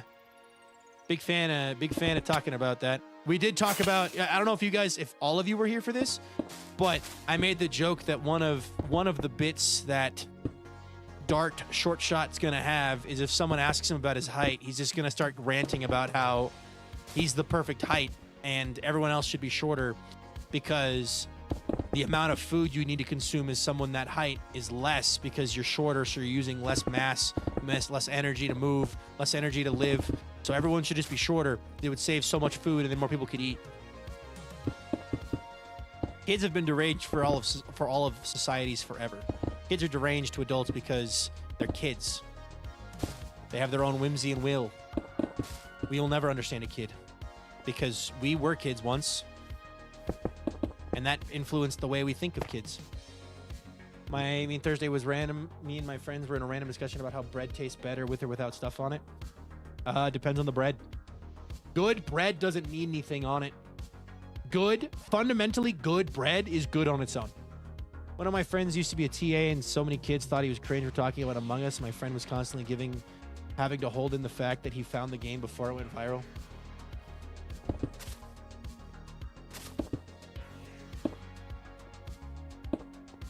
philosophical. Random bouts of philosophical discussion are what really bring us together, is it not the case? Kids who have been raised on iPads are legitimately unhinged at unprecedented levels of literacy rates. And the literacy rates are going down a lot and teachers are quitting. You know, that's an unrelated, different issue. Kids are crazy all the time in every generation, but all of this stuff that's been happening with technology has definitely had some impacts. Although I have noticed a trend of people in my generation, Gen Z, saying, yeah, my kid will never have a phone, or won't have a phone until they're 15, 13, 16, whatever. They won't have screen time. My kids will be outside. My kids will be running. Because, like, they're seeing what's happening with the younger generation, and they're like, that's just pathetic and scary, so we don't want that. My girlfriend and I have that mentality. The new kids are getting mean. Yeah, but that's when you just get mean back. You have skill and knowledge on your side. Just be mean back. Try to teach them that the peace is the way and not to be mean. But if they're just being mean, out-mean them and then just go, now, was that fun? No, don't be mean to people. Respect. Kids are stupid. Just remember, kids are stupid. They're smart. They're really smart and clever. But they're also stupid because they don't know anything. They know a lot and they think they know everything, but they don't know anything. I don't know anything, and I'm a 25-year-old adult. Yeah, if kids aren't being taught consequences, be their first lesson in that class. Yeah. Hello, Sister Later. Welcome in. The kid came up to me laughing, trying to be mean, and said I was weird before, and I said he was weird back and felt guilty because her whole face dropped. Yeah, the second you call them out on it, they're like, well, I was trying to be cool. It's on the internet. The internet portrays this thing. Yeah. So, you felt guilty because her whole face dropped, but you taught her a lesson. Don't be mean. Don't be needlessly cruel. There's no reason to be cruel. And just being mean for mean's sake is just rude and cruel. So, yeah, a lot of social etiquette and general socialization got totally mucked up during quarantine and hasn't fixed yet because it was formative years for a lot of younger folks where they normally would have been learning stuff and never went back before. Yeah. A lot of people who have some social issues because they were stuck inside. Twitch will let me do that rant and RP because the message is too long. Can you cut it in half? / like Jen, like, can you cut it in half? Post half and then post half? Or did it eat the message and now it's gone?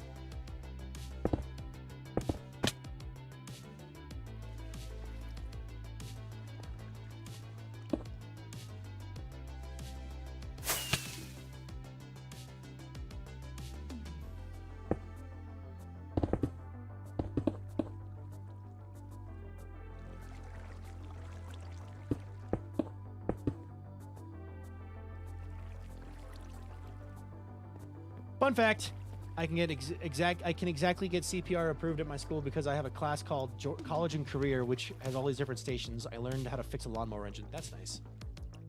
Cool. Sounds like a good class. Vintage did a tiny bit of little detail work on the front of this mountain in creative and then said, yeah, that's enough. So that's why there's like a little bit of andesite and mud in the front here.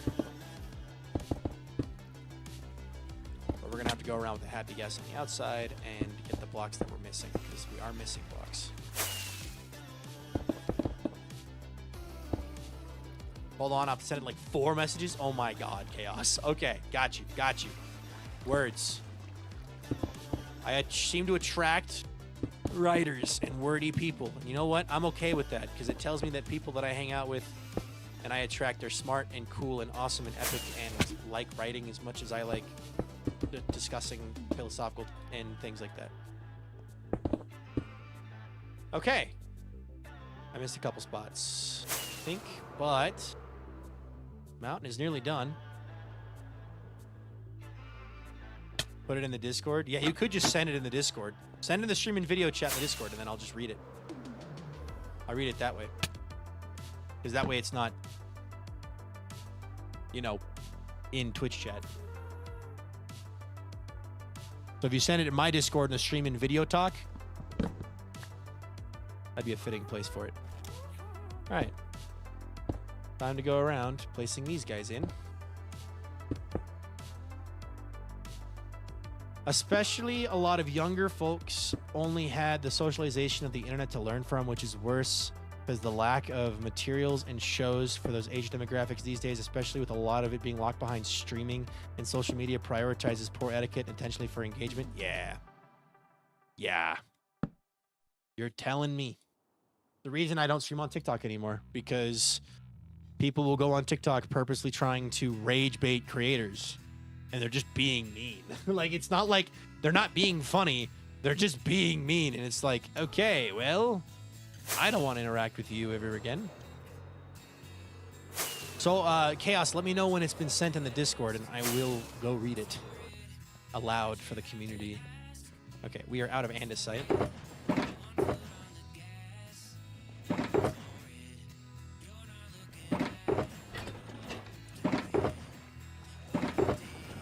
First half is there. Okay. This is only mod related, but I've noticed something in a fewer circles of newer NCRPers having poor RP etiquette. They've forgotten the rules of yes and. JJKer. Thank you so much for the follow. I appreciate that a ton. Because of you are now to 20,010 followers, so thank you very much. If you want to tell us your day's going, go for it. If not, what's up to you, but we're happy to have you. Welcome to stream. Yes and is very important. Yeah. A lot of people have their own mental map of where they want everything content to go wise. The problem is they come into a project with that mental map and they're rigid on it. They won't break from it. So someone will be doing something else and they'll completely ignore it, or they'll just go, okay, and then go right back to what they're trying to do. And the yes and has died. Okay. Tara says, or SS Chaos in chat for those who don't know. So there are two main types of Minecraft roleplay. There are servers made with the intent of lore and servers that happen to have lore in them. What I've noticed is when it comes to streams, SMPs that are made with the intent of being for lore don't last very long. People burn out on stories if it doesn't turn out that way they want. But SMPs that have stories and lore as builds, themed, or lore with retroactively added in because someone had a fun idea and it was just added to a world that already had love built into it, those SMP last. Video series are almost the opposite. Videos of stories, especially with specific POV usage, like White Pine or Vampires, thrive in that space because the stories come through in the edit and feels like far more collaborative, both with group involved and the audience. I will say so far, I agree with everything you've said because these are thoughts that I have had myself. I'm not going to claim that I had these thoughts first, or you had these thoughts first, doesn't matter. But no, exactly this. They're like, yes. What happened to my happy guest? Streamed series, stream-only story series with lore don't last very long because putting up a character facade on stream takes a lot of energy. And also, from the view side of things, the views start to drop quickly because people can't watch all the VODs quick enough. If people miss a stream, suddenly they're behind in a lot of lore, right? They're behind in a lot. So, what does that mean? People start dipping out because they lose track. And then there's no video for them to go back and catch up on, so then they just stop watching. A lot of MCRP is reverse engineering RP lore improv stuff and could get hugely benefit from a guide to RP beginners or something. Yeah. That's my issue with Bannerfall. Yep, that's going to be the main issue people have with something like Bannerfall. Or Rats SMP. Like POW, right? POW breaking into the video scene makes so much more sense. Just fundamentally. In my eyes, it's a lore. You're telling a story with lore. Yes, streaming live and doing a character live is a lot of fun. Keep doing it. But like, if you're trying to tell a story that you want people to go back and watch, you got to have it in video form. If it's not in video form, you're missing out on so much conversation and lore and stuff. And yeah, that's why it's been discussed about earlier, about knowing if you're going to get fully improv scripted or semi-scripted and making sure everyone on the RP is agreed what they're doing. It's so unbelievably hard to join an MCRP group nowadays without it being full of drama or people who don't understand what lore series actually entertaining about people, or people who don't know how to RP, or people who just give up. I genuinely been so tempted to do it like RP improv classes for MCY tiers. Lol. You should. If you think you can make a video on it that would genuinely help people, you should. And it might genuinely pop off as a really video. I would watch it. I would watch it personally. I may not get any sleep tonight. One of my older brothers is watching creepy videos. Oh no. Let me see here. Why not both? I'm trying to do both with SBK in of that I understand that the majority of my streams are just going to be me chilling out and building, which is great. And every once in a while, there might be some lore on stream, but the majority of the lore is going to happen in video form. And like SMPs that can do both videos and streams naturally, organically, without having to pump it full of new creators constantly, are going to last longer than an SMP that constantly has to bring in new people to subsidize the old people leaving. You know what I mean? Amen. Oh, hey. How long you been here? Hey. A couple minutes. Okay, what'd you hear? Not a couple. We're talking minutes, about it was Minecraft not a couple roleplay minutes. That specifically. was very much an Okay. overshoot on time. Yeah, no, I was gonna continue seeing how long it took for you to notice, and then I went, no, this is actually a great time for me to pop in. No, I've heard a lot of the conversation about like roleplay and SMPs and whatnot. But yeah, we're talking about like specifically like Taito Ghost, for example, thinks that a lot of people in the MCYT space who do roleplay would benefit from watching a roleplay guide, because a lot of people are reverse engineering roleplay rather than actually like just learning how to roleplay. Like me, for example, I reverse engineered a lot of roleplay because I never watched a video on it. I still haven't watched a video on how to roleplay. I have watched videos on how to be a better player in D&D and how to create better characters in D&D, but I haven't watched videos on how to roleplay, which would help. I should do that. It'd be smart. And right now yeah, but anyway. Do you want me to actually go in and replace the blocks going upwards from here, or should I just leave it? What do you mean? Like there's blocks now where I need to go in and like tear out this block, for example. Like these blocks here are going to be different. No, I think you can leave some of it, honestly. Okay. Just hit or miss. Use your best judgment. Yeah. Hold on. This is a big moment, Vintage. Pausing the conversation. Vintage, the mountain is finished! Whoa! The mountain is finished. This is it. The mountain's done.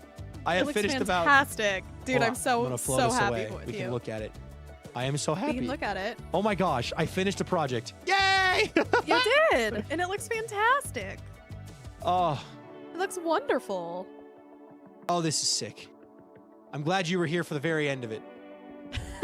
The very end of it. The very, very, very end of it. I have a lot of extra blocks, but I was so helpful. the mountain is done. Mount Flower, because it's housing flower farms. You know, Mount Flower. Oh, Much better name okay. than Olympus. Olympus is lame. Mount Flower. All right, well, I'm gonna go empty my inventory now. Okay. And that's the end of my little recorded segment. Back to the conversation about lore. Nice. And Yeah, stuff, someone in my but- chat said they had a question. I'm waiting for them to type it in. Okay. Oh, someone just said, I'm a member of an SMP and we're thinking about doing some kind of roleplay event sometime soon, but the last roleplay experience these folks have had was very unpleasant. They brought it up first. Any suggestions on making it easy to get back into? New people. People are different. You can't as like this is gonna sound really like empty, but like just new group of people. Roleplay is all about finding the right group of people to do it with. If you're trying to force it with a group that just doesn't work, it's not gonna be fun. My suggestions like on making a it fart. If you force it, it's gonna be crap.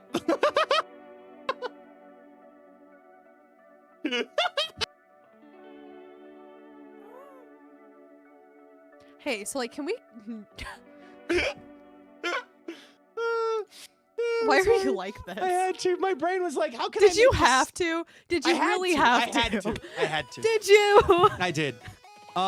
Chaos in my chat has so many thoughts that they had to move to Discord to type them all out because the Twitch chat wouldn't let them. Like my So genuine, like my personal thing with sec, role Digit, I'll read playing that. is Give me a I sec. recommend talking out scenes like ahead of time when it's for Yeah. content related things. Like have a plan going into it. Have a general idea boy, of who your Chris. character is, what their goals are, and what your end game is. If you do that, it's so much easier to have a pleasant experience actually like I'll read it in a creating a sec, Chaos. character and doing like lore or role playing with other people.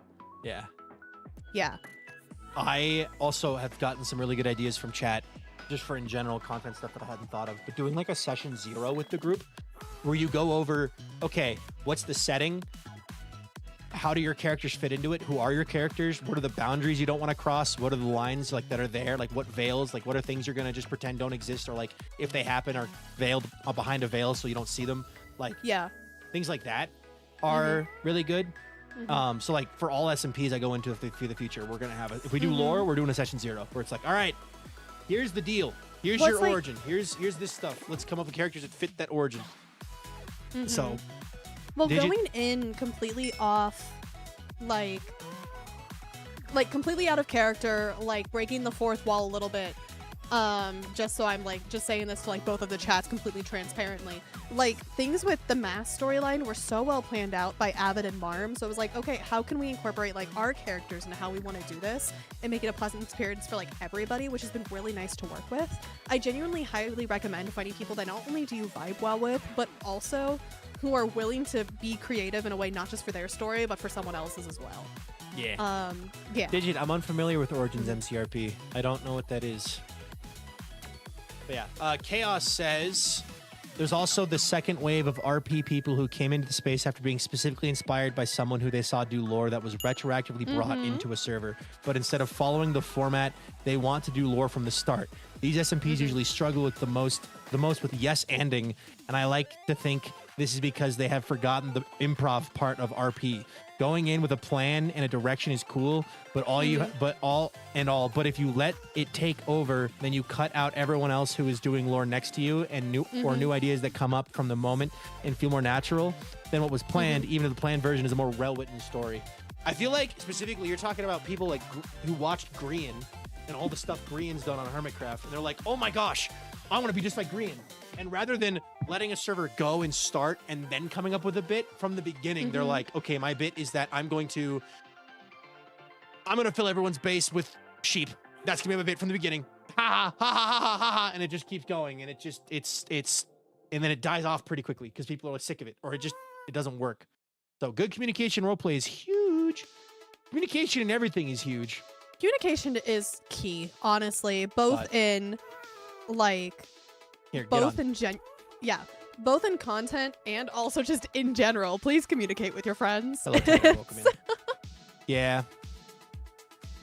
And like Origins SRP was the last big group I saw doing fully scripted non-SMP style cinematic role plays with custom characters instead of personas, and ever since that disbanded, there's been a big decline in content like that. How is people now lean towards SMP style and using personas instead of new characters?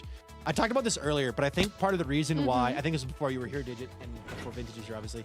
Part of the reason why people, like content creators specifically, are more inclined to just use an extension of themselves is branding, right? Like people, yeah, I could play a character named Viking, or I could play a character named Fredfoot.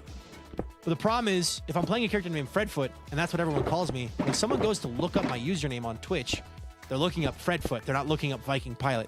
And a lot of people are worried about, well, if I'm playing a character, no one's going to be able to find me. I'd rather just play a version of me. You know what I mean? So I think that's part of the reason why you see that. But there are also people like White Pine, the group server doing White Pine, who are doing really good roleplay.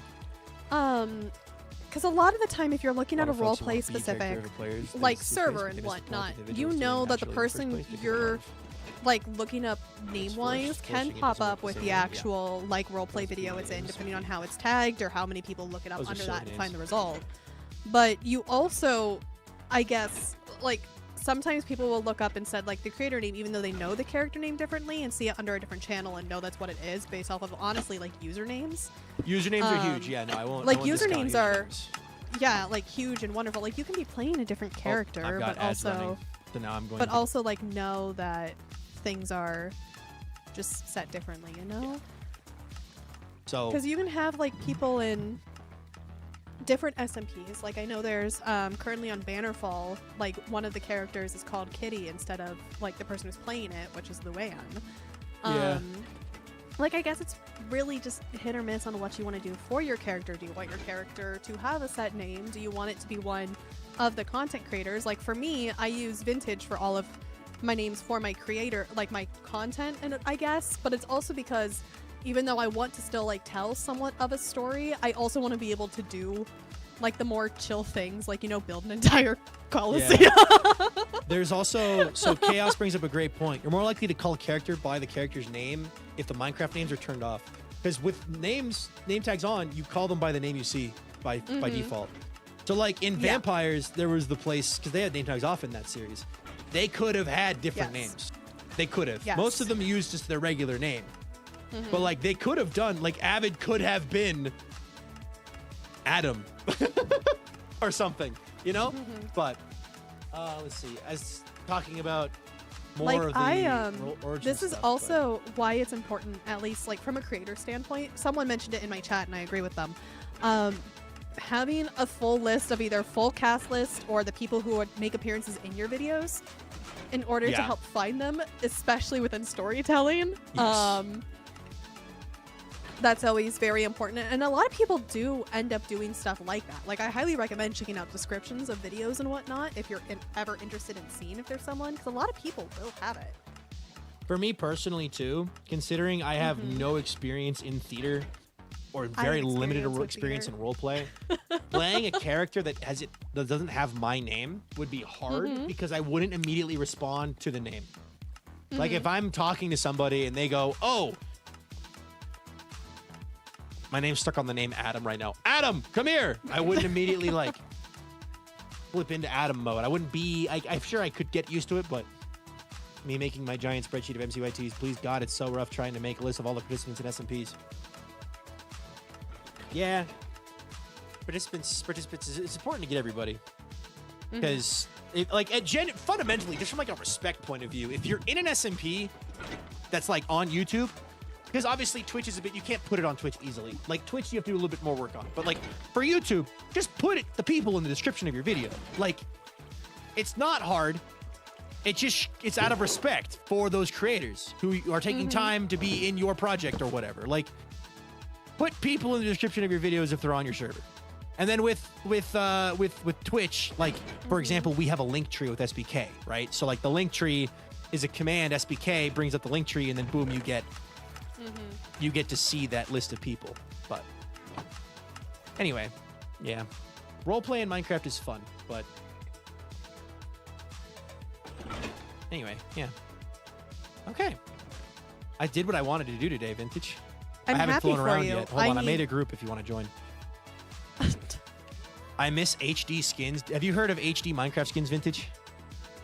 The HD Minecraft, like the ones that have extreme detail to them? Yeah, instead of being a 16 by 16 bit, it's like a 64 bit by 64 bit or 120. No, I have heard about those, yes. Those creep me out. They're cool, but they creep me out. Okay, like, I'm so sorry to change the... I'm sorry, I got a question in my chat that I think you would also be really... You and I will have a very similar response, I think. Okay. They said, I have a question. Let's say you're playing on a server with friends that know your IRL name. How weird is it to either call your IRL name or your screen name? When I meet Vintage and Avid in person, I call them Vintage and Avid.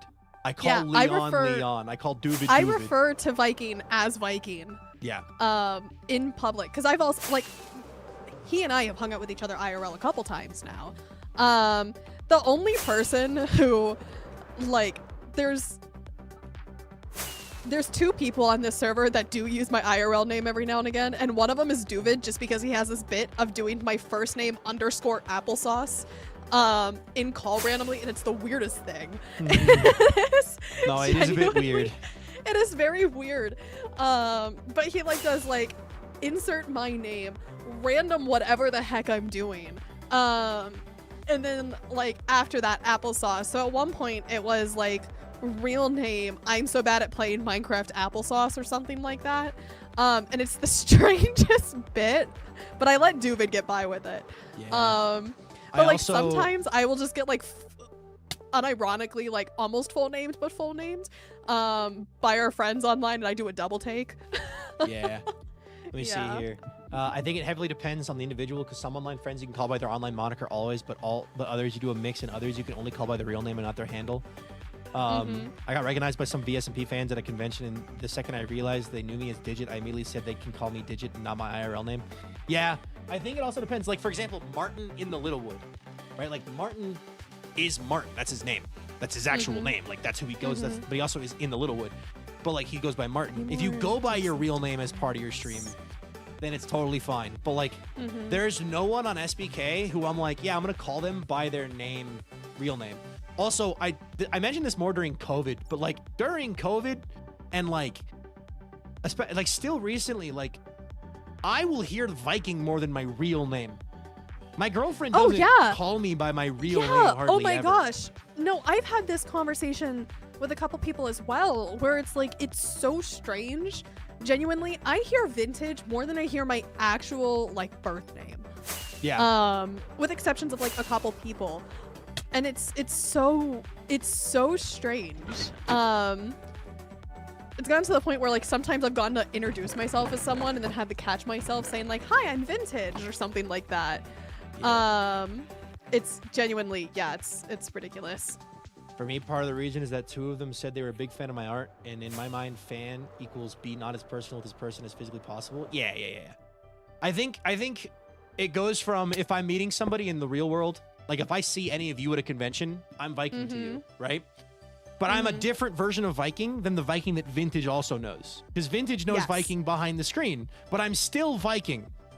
But I'm also the real life person. Vintage and I would argue Vintage and I know each other well enough. We're not like, I wouldn't say we're like close enough where we know each other inside and out, but like we know each other decently. We know each other very well. Where it's like we can kind of pick up on the other person's cues and things. And so we're going to call each other Vintage and Viking, but not as a, I don't know you, but as a, this is the name, this is your nickname for me, right? Like that's how that works. I could use the other nickname I call Vintage.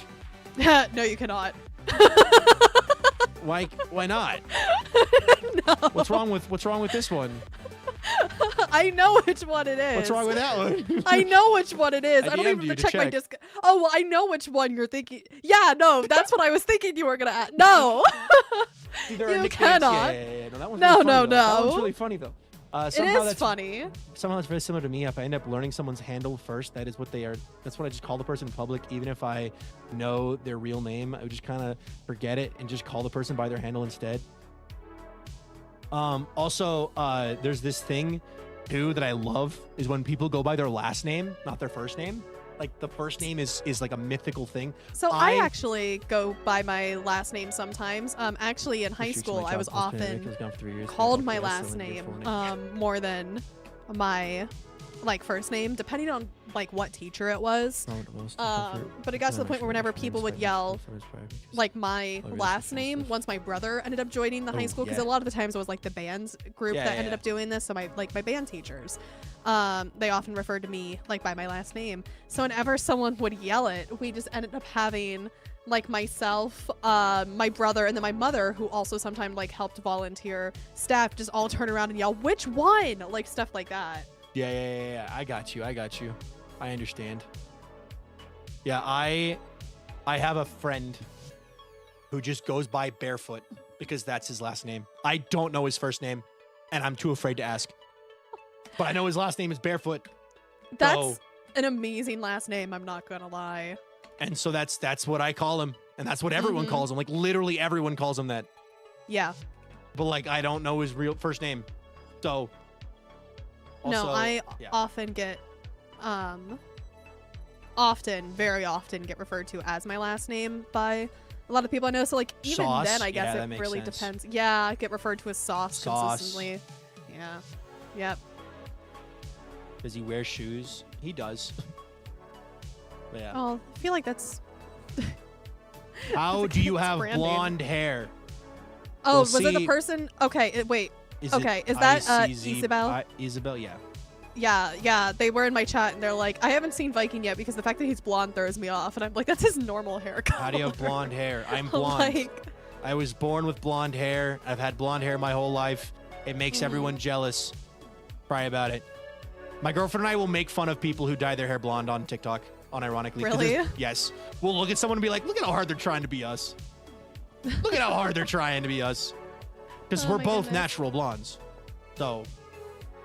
Oh, so someone in my chat says I have. Oh, thanks, David laid an egg. I appreciate it. Oh, David's egg had a child. Hold up, wait, I gotta. I like the joke that Chaos is my last name since my screen name is structured like initials. Yeah. Anyway, so someone in my chat says that they've had an online friend for 5 or 6 years now. They know a lot about them, but not their IRL name, which I feel like is also a very common.